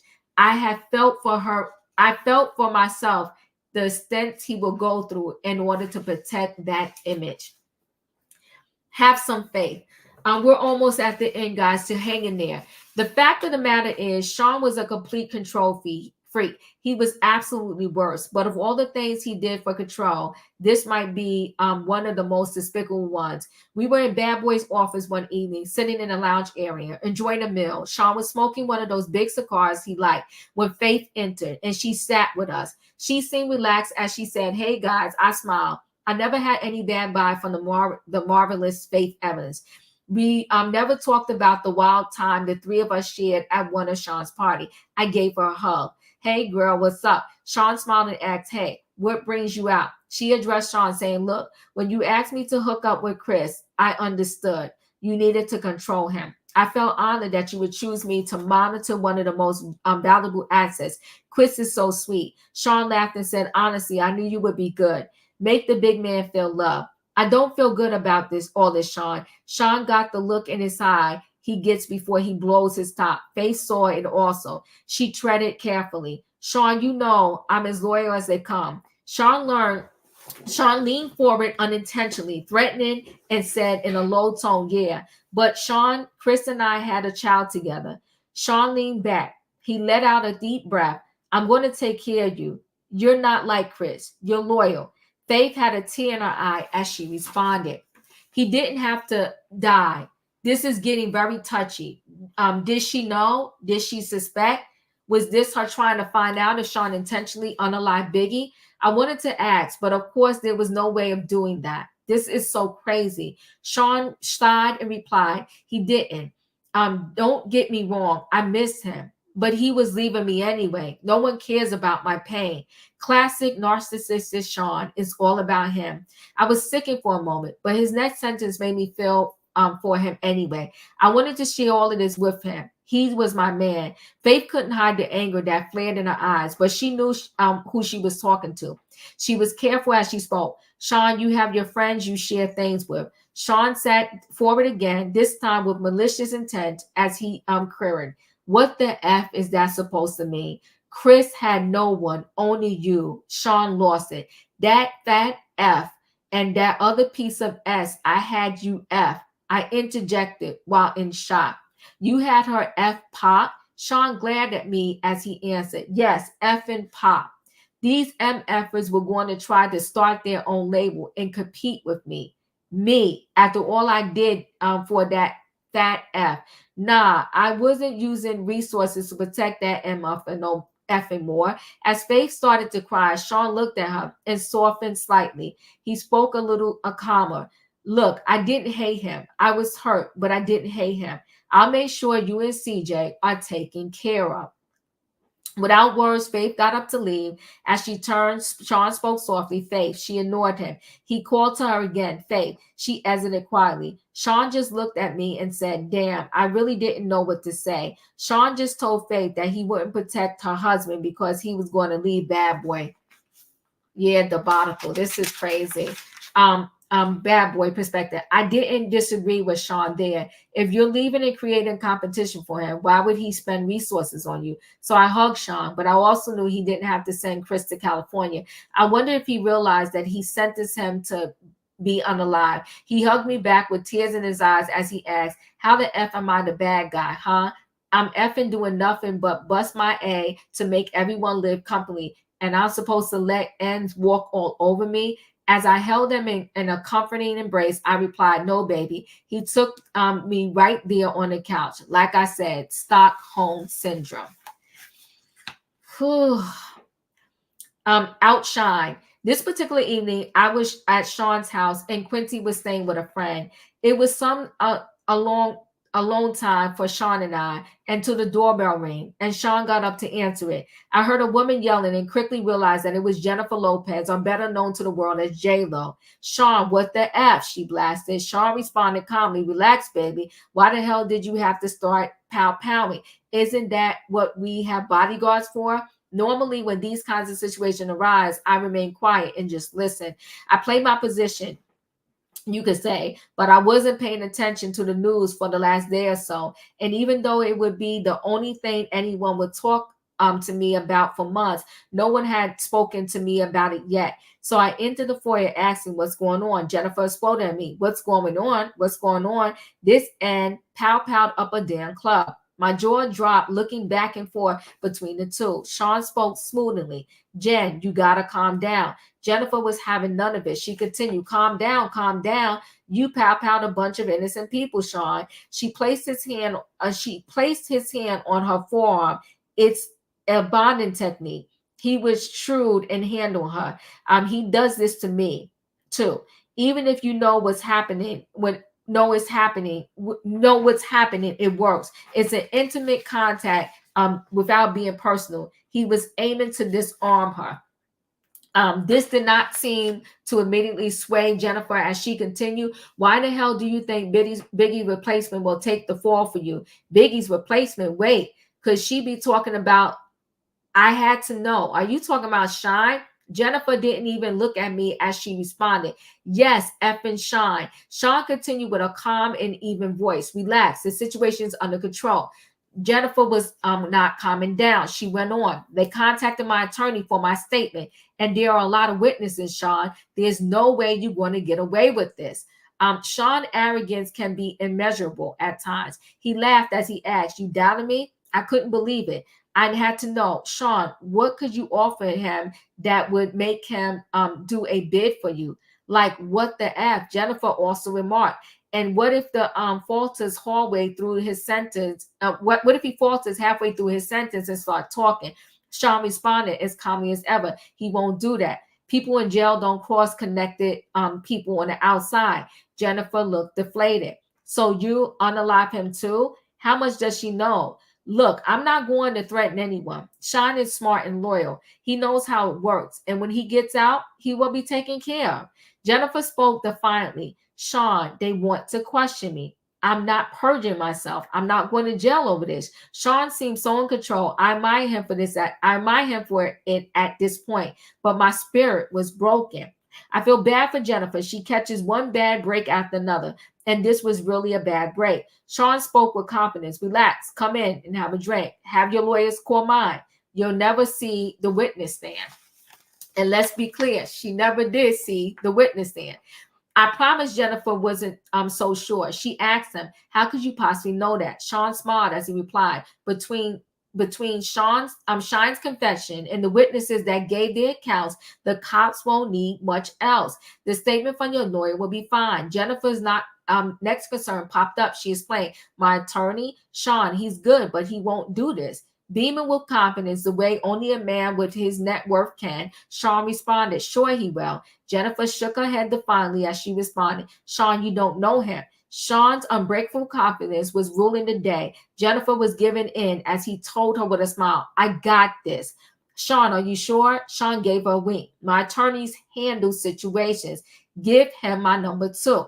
Jennifer seemed leery as she asked, you're not going to threaten my attorney. Sean laughed as he replied, no, of course not. Money talks, baby. He turned to me and said, take her outside and pour her a drink. I had a question of my own, but you're going to make Shine the label's go-to man? Why are you going? What are you going to do now? Sean looked disappointed as he responded. He had the voice, but his flow. He sighed. Well, artists with this talent are a dime a dozen. Looking at Jen, he continued. He's not a once-in-a-lifetime find like Jennifer Lopez. Now he's thrown on the charm. Despite the situation, she blushed slightly. Sean continued, let's grab that drink.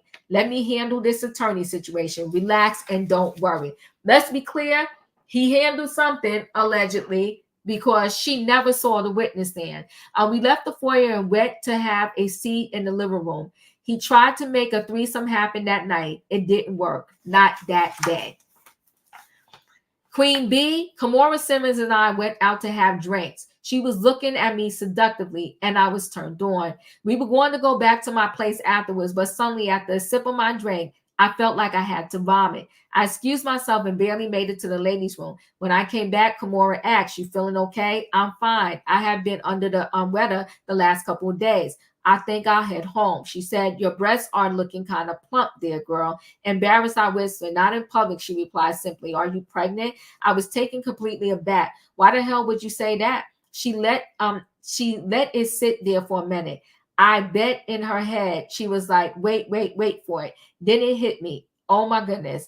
She gave me a minute before continuing. So what you want to do? I didn't understand. Going to do if it's not Sean's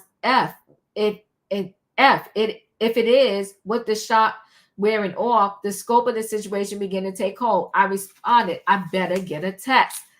She looked at me with pity. Damn, girl, good luck. After what he did to Chris, I wouldn't want to be in your shoes. The desire that was in her eyes before I got sick was all but gone. As I began to stand, I realized what she said to me, and I paused. She looked at me flatly and said, ain't nobody stupid, girl. I didn't know what to say. The question still lingered in my mind despite everything. I knew that Puffy intentionally unalived Chris. She brought me back to the moment saying go, not knowing what else to say, but knowing I had to deal with my situation right now. I replied, I'll hit you up. She sighed and simply repeated, good luck. Christian. The next day I was sitting on my couch deep in thought when my doorbell rang. I went to let Sean in. This was going to be scary. We made our way back to the living room. We sat down. Quincy was asleep. Sean seemed legitimately concerned. What's so urgent? I didn't know what else to do. I just blurted out, I'm pregnant. The air in the room was as thick as J-Lo. He was quiet. What is he thinking? He asked the obvious question, are you sure? I spoke rapidly. I was on the pill. I'll get rid of it. I'm sorry. I just wanted you to know. That's wonderful. This is great. I was so confused. Huh? You're not mad? He laughed. Mad? No. Why would I be mad at this wonderful news? I'm going to be a dad with the woman I love. bearing my child. What could possibly be better? He jumped right on the phone and called one of his besties. I could hear Will Smith congratulating him. So wait a minute. They're saying that him and Will Smith, according to this book, were besties. Let me know if y'all believe that or not. Okay. Where was I at? He jumped right up on it. I could hear Will Smith congratulating him. Sean, yeah, definitely. Hold on, Kim, baby. I was still in awe of the fact that he didn't get angry. And yes, I admit, I was sure he was going to hit me. So it was with relief when I replied, yes. He told me excitedly, we got to have a party. His excitement was contagious. I was getting really excited too. Yes, a gender reveal party, and he cut me off. Yes, of course, we're going to do all of that, but everyone is going to want to sleep with you right before you give birth. My heart sank in my chest. Everybody's going to want to what? Sean went on with the same excitement. Well, not everybody, Will, Jada, and this other person they're refusing to name. Sean, I'm having your baby. He verbally waved me off. It'll be fine. I couldn't help myself. I just started crying. Sean grew quiet on the phone, then spoke low. I'll call you back. He hung up and took my hand. Baby, I never asked anything for you. I tried to see him through the tears streaming down my face. I couldn't believe the words coming out of his mouth. I tried to speak. Sean, he cut me off. I provide everything anyone could ever want. Do you want for anything? Sobbing, I replied, no. But he continued. This is the kind of thing I have to do in order to continue giving you this comfortable lifestyle, where you live in the lap of luxury and get to be on TV shows and in movies. I know you don't want this, but you want all of this to go away? A whimper is all I can manage. No, he continued softly, then we got to do this. I said, but Sean, I don't believe in all this spiritual crazy stuff. We got here because you're brilliant, not because of the sex parties. He replied, do you trust me? I did. My soul was broken. I did. I responded. He sighed as he said, then let's do what we need to do to keep what we have. As I nodded yes, he pulled me in to hug me. Thank you, baby. We're going to have a beautiful baby. He ordered me some food, and that night I cried myself to sleep. I was going to be I'm trying to change the words, Jordan. Have to have relations with so many people at 9 months pregnant. I wanted my children out of this life. My child's going to have a good biblical name, a heavy Christian name, and they're not going to take his soul. So that is why she named her child Christian and Christian King Combs, because she's saying that all of these energies were in her because he asked her to do that while she was pregnant. So that's what she offering the name Christian is the reason why she did that. Okay. So I don't know how this managed to stay out of the media for so long, but Sean got to the point where he was incredibly abusive and only his inner circle knew about it. The artists were all too afraid of him to say anything. He gained so much power, he would never say anything. No one would ever say anything. Puff Daddy was a kingpin. This Monday afternoon, Quincy was in school and our son Christian was with the nanny, and I still had to make a living. I still love the camera and had just been cast for a new movie. Sean was coming over to celebrate with me, just the two of us. I was in the bathroom when he came in. We were supposed to go out for dinner, but he was in a foul mood. Sean yelled, what the F? I would have to walk on eggshells as I come out of the bathroom, but I found him holding flowers, so I smiled. You brought me flowers? Sean yelled, no. So who the F are they from? I was bewildered and told him honestly, I don't know, probably just a fan. He threw the attached card at me. I picked it up to read it. Sean, he slapped me so hard I hit the ground. Sean yelled, what the F were you, who the F were you with the other night? I looked down at the card that was lying on the ground next to me and I read it. The other night was amazing. We must do it again. She said, I tried to explain, Sean, he threw the flowers at me. That's not how this works. You have my child. You don't touch anyone unless I allowed it, he yelled. This story I heard before when they first claimed this book existed or her notes existed. This is what was leaked back. It was just coffee with the producer. It was nothing. He glared at me and asked, Who the F is this producer? I was trying desperately to calm down as I responded from the movie bay. Calm down. He picked up the coffee mug and slammed it against the wall. Coffee flew everywhere as he yelled, who the F this and think he is? Sean, just some producer. We talked about the role and me maybe starring in another movie that he wants to produce. I swear that's it. Sean exploded even more. He wants to put the move on my effing family. At the top of his lungs, my effing family. He flipped the table over, breaking it. It was a heavy table, but Sean is stronger than he looks. I pleaded with him, Sean, please. He yelled at me. What? I tried my best to calm down. He probably didn't know. It didn't come up. We're publicly dating someone else. So he screamed at me and somehow seemed even more intense. So you didn't tell him back off? Sean, I didn't. And then out of nowhere, he hit me with a chair. I don't remember anything after that until I woke up in the hospital room. My arm was in a cast, hanging from a sling. My face hurt. My eyebrow was in immense pain, as was my leg. As I came to the first face I saw was the man that put me there. Sean asked with concern in his voice, "How are you feeling?" I responded, "Stay away from me. I'm sorry. I don't know what came over me. Save it for the lawyer. Stay away from me. We're in a private hospital room and no one can hear me. I could scream like my life depended on it, but it wouldn't matter. If I rang for assistance, I wouldn't get any. He kept going. I was just so jealous. You know how I am. You have to, he took hold of my left arm. This is, that's the one that was not in sling up in a cast. You have our beautiful son, our family. It's just, at that point, I had enough. The one you, slutted out right before giving birth. Are you effing S-ing me? Stay away from me. Don't come near me or my kids. He continued to plead. I'm sorry, baby. I promise I'll never put hands on you again. I swear. I heard this song one too many times. I spoke through Gritty Chief.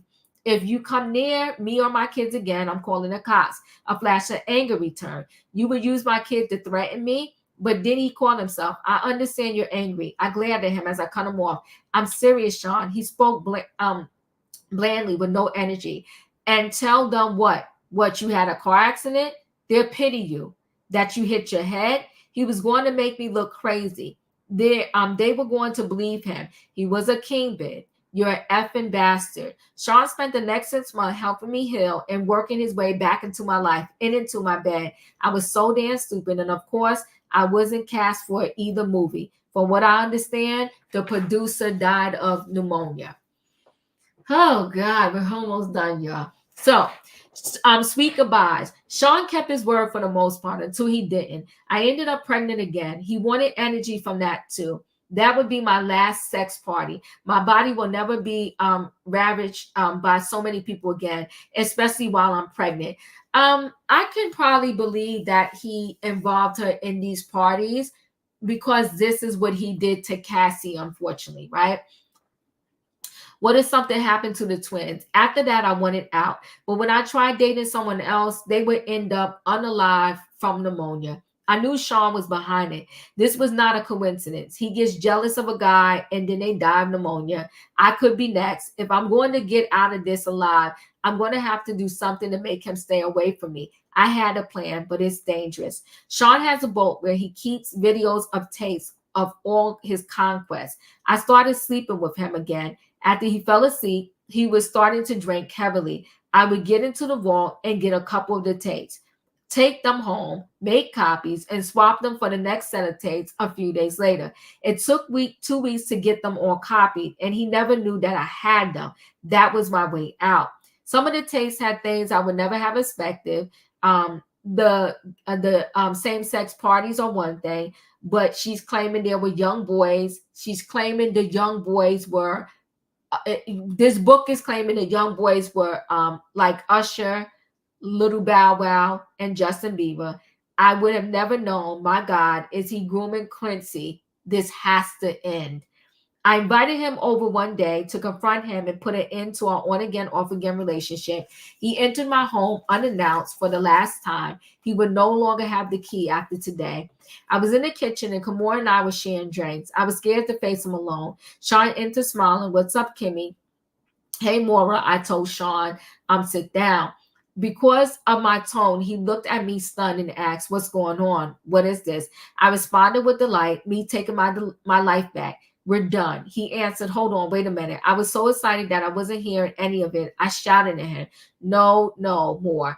This is effing over. He looked confused as he asked, where's all this coming from? With disgust, I said, I got the footage, Sean. He looked even more confused as he inquired, what are you talking about? Kamora said with revulsion, Usher too? Sean said, wait, what the F is going on?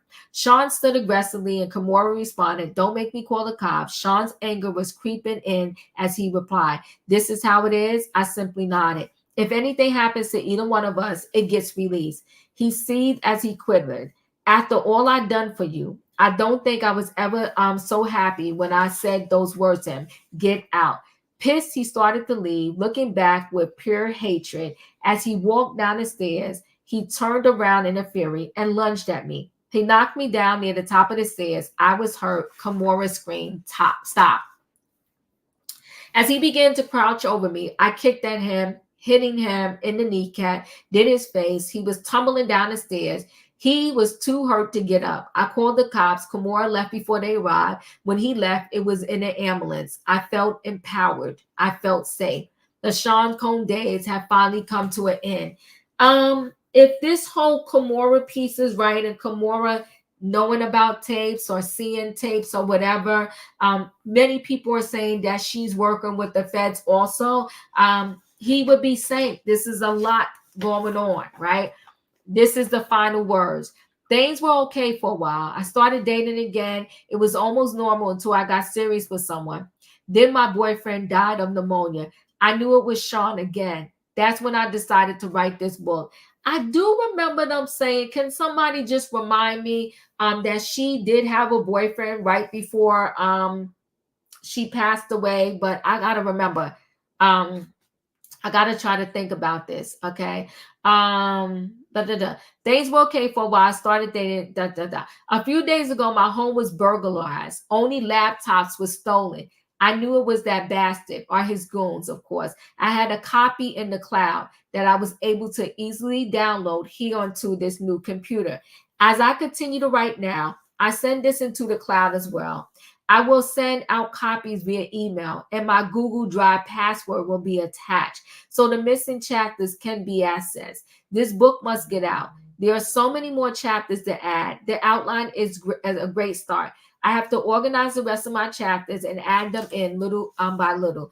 I planned on spending today working on exactly that, but I'm not feeling very well. Thank God the kids aren't here this weekend, so I can rest. I called Kamora to cancel our tentative plans for a meetup. When I spoke to her, she said, girl, that doesn't sound like the flu. You want to go to the hospital? That didn't immediately alarm me. And I just need some rest, I told her, and quickly got off the phone. Well, why can't I get my doctor? Why won't he pick up the phone? Oh, no. I called Sean from my bedroom where I was laying in my bed. All I could think about was my kids, my babies, who are with this monster, the man that I now suspect I haven't done this to me. Sean picked up with an air of superiority in his tone that let me know it was too late for me. He spoke confidently in the phone. Hello. I screamed at him, you bastard. I have your effing children. What are you talking about? The kids are with me, he replied with a mocking innocence. There's literally nothing I can do. I can only ask, did you ever love me? Instead of answering the question, he responded, the most important thing to me in the world is loyalty. I couldn't believe it. I had to ask, even though I understood. What the F does that mean? But the same innocence he mocked Kim. Is something wrong? He's going to continue this game to the bitter end. I asked one last time, how could you? Again, with the narcissism I had now come to despise, he responded, how could I? Do what? I gave you everything. You went to someone else. You left me just like everyone else did. You asked, how could I? How could I what? I yelled, what did what you did to everyone around you. There was only where's I? What you did to everyone around you. I'm sorry, I lost I'm tired. He's going to continue this game to the bitter end. The great narcissism came to this despise. He responded, how could I do what? I gave you everything. You went to someone else. You left me just like everyone else did. You asked, how could I? How could I what? I yelled, what you did to everyone around you. There was only anger in response. So you're saying to everyone leaves because of how I am, and you were going to expose me. He had me burglarized. I knew it. I shouldn't have threatened him. I should have just published the book. I'm going to die like Heavy D, like Biggie, like Pop, like so many others. And it's because he's a monster, plain and simple. Before hanging up, I simply say, this is not the only copy, you F. When I shot out a group text, I let everyone know he got me. Then I called 911. As I sat here waiting for the ambulance, I'm writing this chapter and praying that I make it to the hospital. I don't feel like writing anymore. I may not be around to see it in print. It's okay. I'm sending it out. He won't get away with this. I will have my final word. Sean Combs will get exposed, even if I lose my life doing it. My kids have always been my most cherished possessions. I want the world to know, but more importantly, I want them to know. That's it. Oh God. That was a lot, girl. It was a lot, but it was too detailed, and I hope it was really her. I have to look to see. I have to look to see what happened that night. Like who, how did they get her? Like who called 911? Do you know what I'm trying to say? This is crazy. Savannah, your thoughts? There is so much, Diva, that I started taking notes here. And just I'm baffled by the announcement that she sent out a text, yet no one's ever come forward, or I've never heard anything about a text. And if so, then that's, further evidence to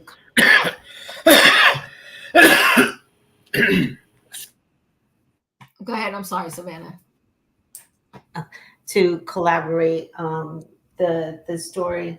I did. First of all, Miss Kim had a very friendly pocketbook and didn't really regard her pocketbook much, because you're pregnant and yet you agree to risk the health not only of yourself but your unborn child by having relations with multiple people. I don't care how persuasive he is or how convincing he is. She didn't think about her child and their health and well-being in order to have relations with multiple partners there. I never I physically and seen Jamie Foxx down on South Beach quite a bit, so I'm not surprised by that story. I cannot in any time recall Will being down there around Diddy parties. That was one name that was never. Will was on the West Coast having his own parties and doing his own thing, as far as I knew back in that time. I believe everything, and those of us who grew up in the 90s and know the bad boy energy that was around that time. Puffy was jealous of Biggie and all his superstardom, and Biggie was friends with Pac in the beginning, and there was talks about them leaving, doing their own record label. And Pac always did hold on dear to that first incident in the recording studio, that was always in a Sean Carter event that happened, because I remember seeing Pac. He was in court because of an SA allegation, and he did time in jail for about a year because of that SA charge. and he never wavered from what he knew to be true, that Sean had something to do with his first attempt on his life. This is a lot in the book. I do think that there could be some truths in it. I do believe there is some truth. I think it's really hurtful to her children, and I think about her children, because this book has become a bestseller just over the weekend on its own. Um, and I can just imagine what they're going through. I agree that the two teenage girls should not be with Kimora. They should be with the other friend that they're with currently. Because if we recall, on this channel here, we spoke of Kimora allowing her 20-year-old to go on vacation with a 70-year-old this past summer, and she excused it as being, you know, an okay, it's just what they do. So Kimora holds a lot of secrets. I believe that that fire is suspicious that happened at her home this year as well. And I think this is all a web that is intertwined in itself. But I just, my heart still goes out to the children. I want to hear from Misha. I think Misha holds a lot of secrets as well. And I know with the Jennifer thing, I've always said it here, that Lupe, her mom, was adamant that she get away. And that day of the incident in the nightclub, she did get Jen out of jail, and Jen never went back to Puffy from what we know. She might have snuck away, but from what we know, it was always told. And I just recently seen a video of her being on the Wendy show disapproving of that relationship. So, and you all know that I've said that there's been incidents with the young boys. I believe Chris Brown, Usher, and Justin Bieber have become victims of this whole saga, and we're yet to hear their story. But well, I'm here for it, Diva. I think that's all I got. Thank you. Tony M. Yes, I have a little bit of Charlie horse in my throat, so I do apologize. No problem. There was a clue that you read that I didn't know because it wasn't publicized, I don't think, that Charles Wallace or Chris Wallace, Charles Wallace, Chris, Chris, Biggie. yes. Uh-huh. He wanted to leave the label. Mm-hmm. That, to me, is a clue. It's just a clue. Because it wasn't known in the public realm. Because when you read about his mother trying to get the owed pay money, and all the excuses that Sean gave were nothing but hustler trick excuses. The mistake all these young rappers made, because they lacked the knowledge and the legal education, and many of them did not pursue entertainment lawyers before they signed. They signed over what is called their intellectual property rights, also known as publishing rights. When you work on any song that you write, even if somebody's helping you, who's hired by the label, but you're still working on developing the rap song, that's your property right, unless you sign it over. The mistake they all did was sign it over. See, and then prior to that, you mentioned, well, Sean gave them back their property rights. Well, that's decades later. Their songs have been devalued. They're not current songs. So who got paid up front when those songs were released as new songs back then? That's the hustler trick that Sean used. I believe he had learned from lawyers and also from Clive Davis. Get the publishing rights. Get these young rappers, men and women, to sign over their property rights by claiming we have to invest in publicity for you. We have to invest in touring for you. We have to invest. You have to pay us back. Not so. You are the owner of your creative works. I'm not surprised by Kimora Simmons. I never did like her. I'll just leave it at that. I was never impressed with her trying to be in front of the camera to be this reality TV star. She just showed her what I call stupid narcissism. So I'm glad she found her way to obscurity. I am a little bit shocked about Jamie Foxx, but not surprised anymore. As for Will and Jada, I think Jaguar Wright and Gene Deal were spot on about those two. They had their own parties, but they were, in my opinion, they too had predatory behavior, but not nearly as bad as Sean Combs. We don't know that. Allegedly. We don't know nothing, right? You know, I'm gonna let you finish, Tony. But see, here's the thing. Right now, Kanye West, the wife is dressing all kind of crazy.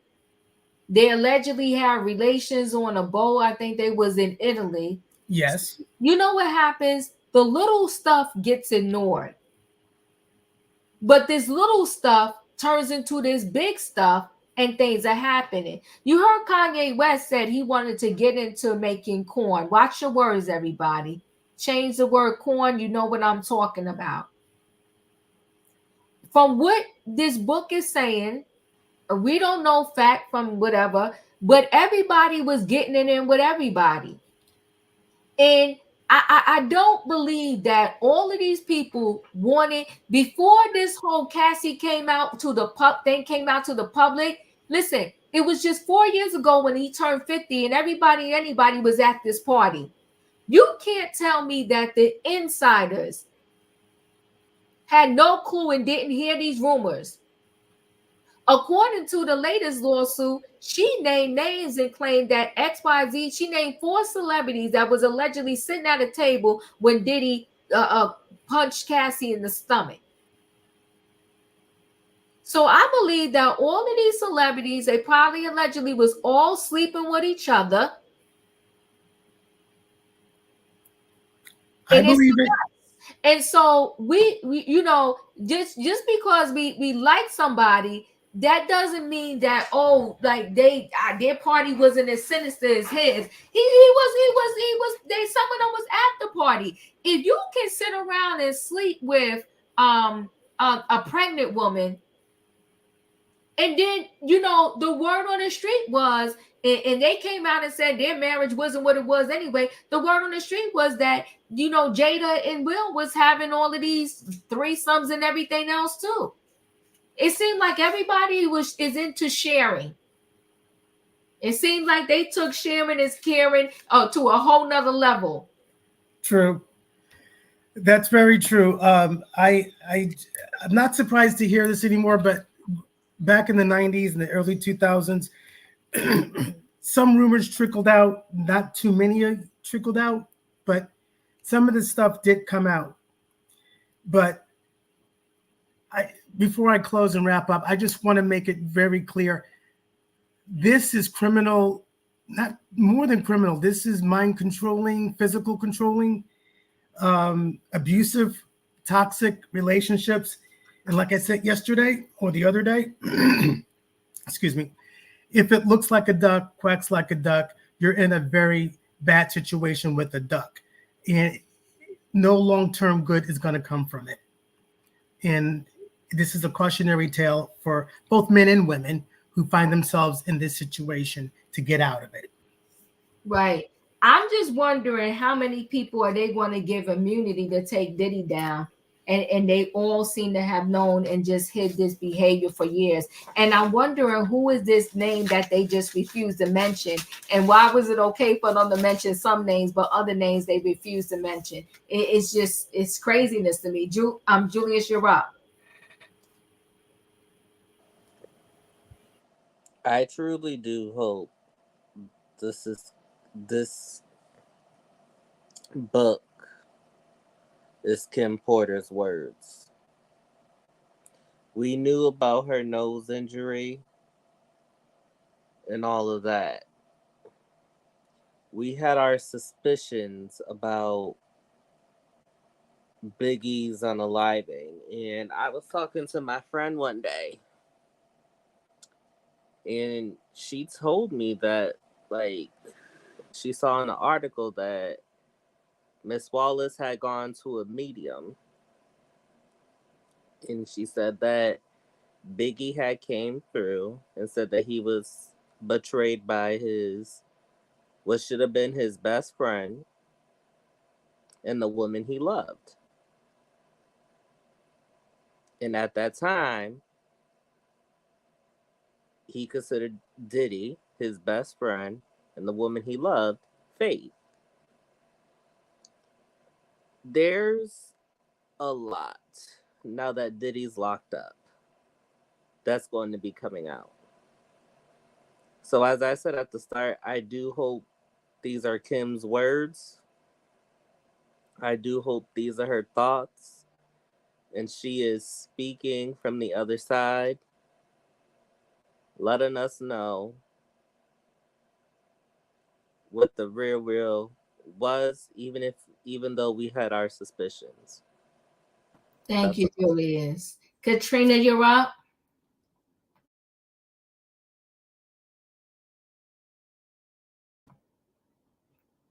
Katrina.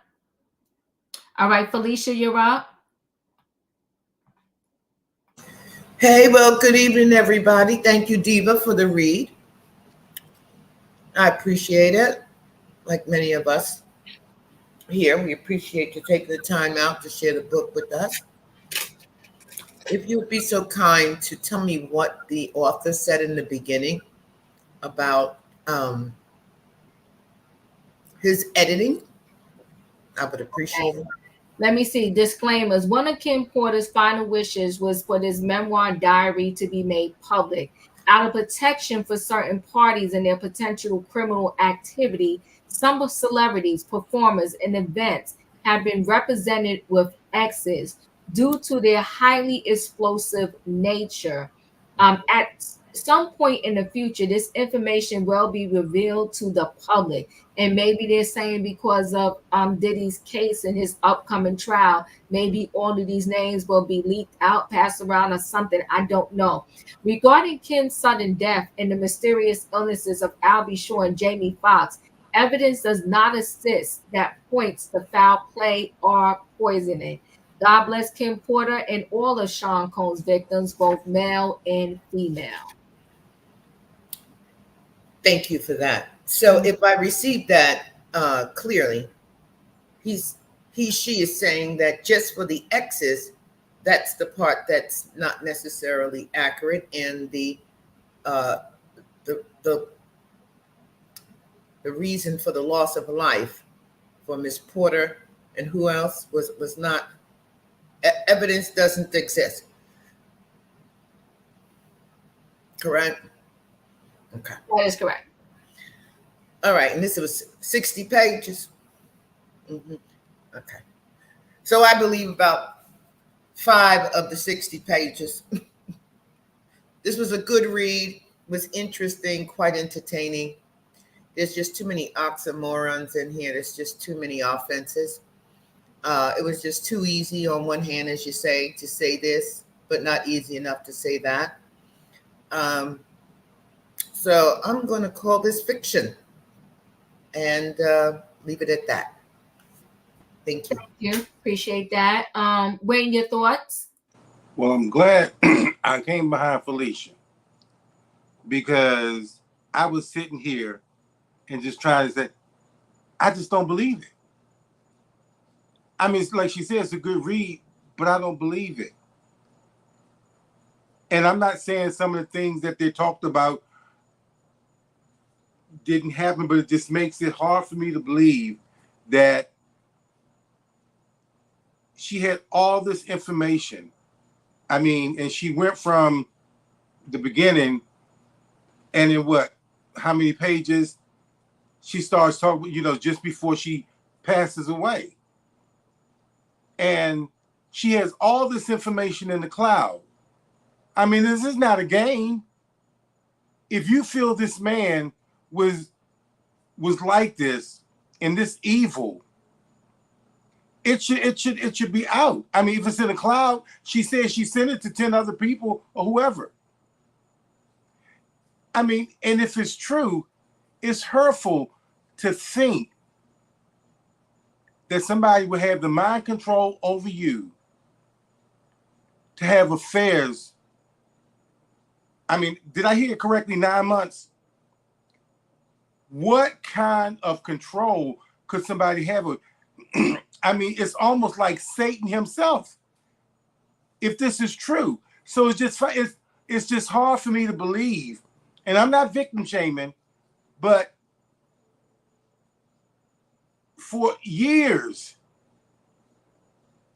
you say these things happen. You went back and you stayed and you knew of people. She even mentioned it, you know, the other ones that had pneumonia that suddenly passed away from pneumonia. In all these years, you knew, and you even procreated with this individual. It's mind-boggling. It's mind-boggling. I don't understand it. That's why I can't really believe it. Until they bring out some of these pictures, some recordings or something.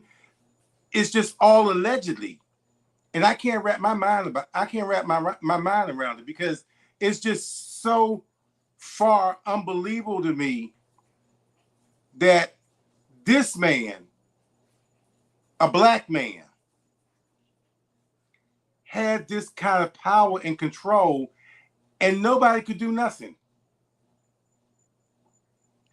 So it's a nice read, you know, but this is like what, a Nancy Drew story. You're going to give us a little bit now, and whoever got the rest, going to give us a little bit some more. I mean, either crap or get off the pot. So I hear y'all, and I'm coming to, I think Katrina is my last person. I will say this. My only question would be is, did he, it's okay, 48. Did he add some to her words? But I'm not questioning if this is her story, right? The story is not unfamiliar to me. Cassie stayed for a decade and so did Ken. So we can believe Cassie. Was so shocking to believe why Ken stayed. So Cassie got her hands put on by Diddy. We don't have to say alleged because we saw the video. Kim allegedly got her hands put on by Diddy. I'm confused at why it seems so unbelievable. There were many other people that knew about his said criminal behavior. I'll use those words, and didn't speak up and say a thing. So why would it be unbelievable that Kim would see this same thing and not say anything? It mentions Stockholm syndrome, where it gets, give me a minute, Tony, just mute yourself. It gets a little muddy for me because my thing is, I'm not going to be typing while I'm allegedly dying, so to speak. I'm going to be on my way to the hospital. But, you know, I don't know the dynamics there. So that part gets a little sketchy for me, that to her very last dying words, she knows she's dying and she, you know, she's typing or whatever the case may be. So, and there were other things in there that the story sound very believable to me. J-Lo only had to do a witness statement. She never had to appear, not a day in that courtroom. He said, don't worry, money buys all. Well, up until now, money did buy him out of every said situation. The urban legend has been that he has something to do with Tupac and Biggie.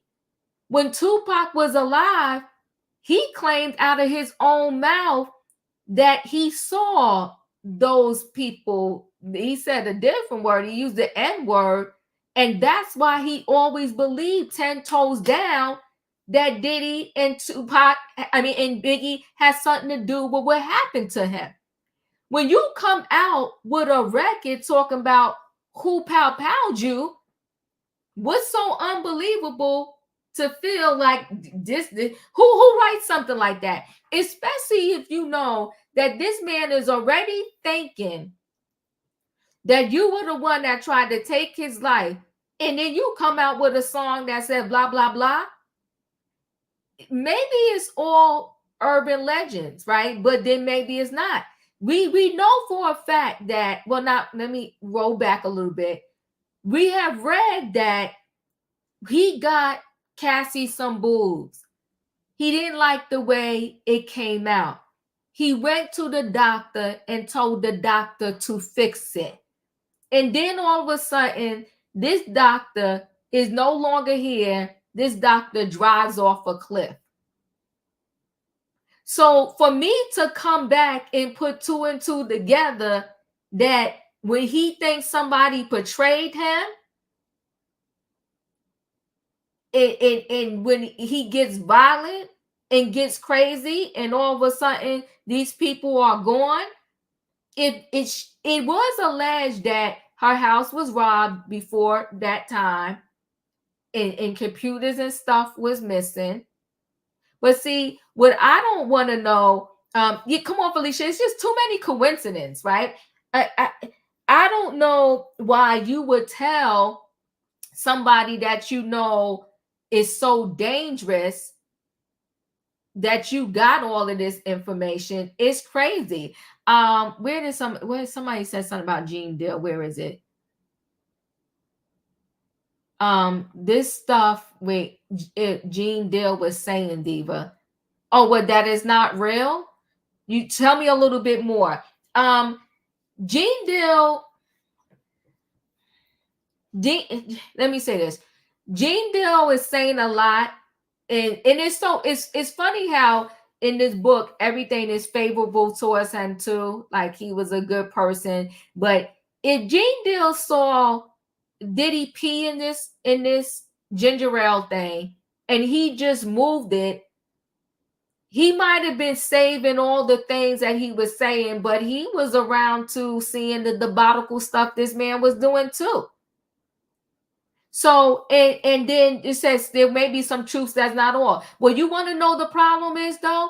Everybody's not telling the whole truth. They all rewriting history. Every last person involved in this situation is rewriting history. I don't have time tonight, but we're going to break down this Don Richard situation for you. And when they rewrite the history, you know how they rewrite it? They was always the superhero in the rewritten history. Always. I saw stuff happen, but I tried to stop it. I saw stuff happen, but nothing criminal happened when I was there. Oh, I went to the party, but I left before the after party. Oh, I was best friends with him. He was my mentor for a decade. He was my friend for another decade. And I never saw any crazy rooms or anything going on. So, but even though, Takesha, even if he said he stopped Diddy from hurting people, you knew Diddy was hurting people. Did you call the cops? And you wasn't going to be awake 24/7. So again, tons of people knew the man was dangerous and nobody said nothing. So he going to feel like he on top, he the king of the world. Tons of people knew about his violent behaviors. If Gene Deal himself said, I stopped him from hurting people, but yet we don't believe he was bashing up Kim, but he bashed up Cassie. He had Cassie, tons of men sleeping with Cassie. This is out of her own mouth. You think it started with Cassie? No, it started with Kim and maybe even a person before that. So he didn't give a darn if Kim was pregnant, not pregnant, or whatever the case may be. He didn't really care about these females like that. He slapped them, he kicked them allegedly, he punched them, and he said, "You gonna sleep with who I say you gonna sleep with, and you belong to me." And that's truly how he felt. So I get it. Maybe for me, my question is, are all the words, Kim, or did you take some writer liberty to write some stuff yourself and do a little add-on from all the urban stuff you had? But do I think this is far-fetched? Not at all. I believe Miss Wallace came to him. I believe his arrogant butt told her there was no money. Katrina, you're up. Or Wayne, did you want to finish? Go ahead. Yeah, just real quick. I want to say it's not. It's not that I don't believe any of this happened, because I can't validate it one way or the other. I just can't believe she did it. She wrote it. It just sounds. It sounds like a story. Like I said, a mystery story, and just being fed to us a little bit. So it's not that I don't believe this stuff happened or Diddy did these things or all this stuff. It's just I don't believe she wrote all of that. And like Felicia said, I think part of it's fiction. What part do you think is fiction, though?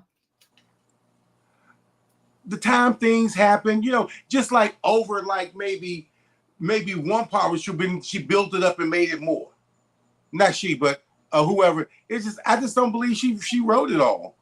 I mean, she probably got some of it, but I just think somebody's added more onto it, or just dressed it up, Katrina, your thoughts? My thoughts are, and I'm gonna keep it brief because it's late, y'all. Yes. Diddy do not like women. He used those women to lure in men. Everything in that book, everything that you basically read, we've already heard all these stories. We really have. And what I'm thinking is this person is probably saying Kim, these are Kim last words, so they could push that book out. Because I'm thinking most of the stuff in that book is a lot of us heard that stuff like that back in the day. We've been hearing all this stuff, but I'm thinking this person that wrote the book is using her name so they can get clout out this book. Because, like I said before, the stuff in the book happened. Most definitely, the stuff in the book happened. But like he said, whoever this person that wrote it said they had to change it around a little bit and do all that. So that makes it fiction and not like a nonfiction book, because that's not the author of the book. But as we said before, the stuff and that stuff that whoever's saying this, whoever this person is, majority of the stuff have happened, and we've heard all these stories. So I'm thinking to myself, like, is this person just putting all this stuff together and using Kim's name for the clout? Because we heard all these stories already. We've been hearing these stories. Most of the stuff in that book we've heard, so we know it's happened. We know Diddy did all this stuff because it's been said a long time ago. But I'm thinking he using her name for clout. And I hope I'm wrong, but like I said, majority of stuff in that book that you read, Diva, most of us have already heard those stories. So We heard yeah, I the believe the stories, but stories. there's some additional detail, right? I never heard before in my life that they possibly slept with Jada and Will, and that Will was close friends with Diddy. I never heard that before in my life. You never heard that Will and Diddy was close friends? No, Oh my God. I Yeah, never we did. And yeah. AI can't pull together that particular level of detail. I don't think this was written by AI.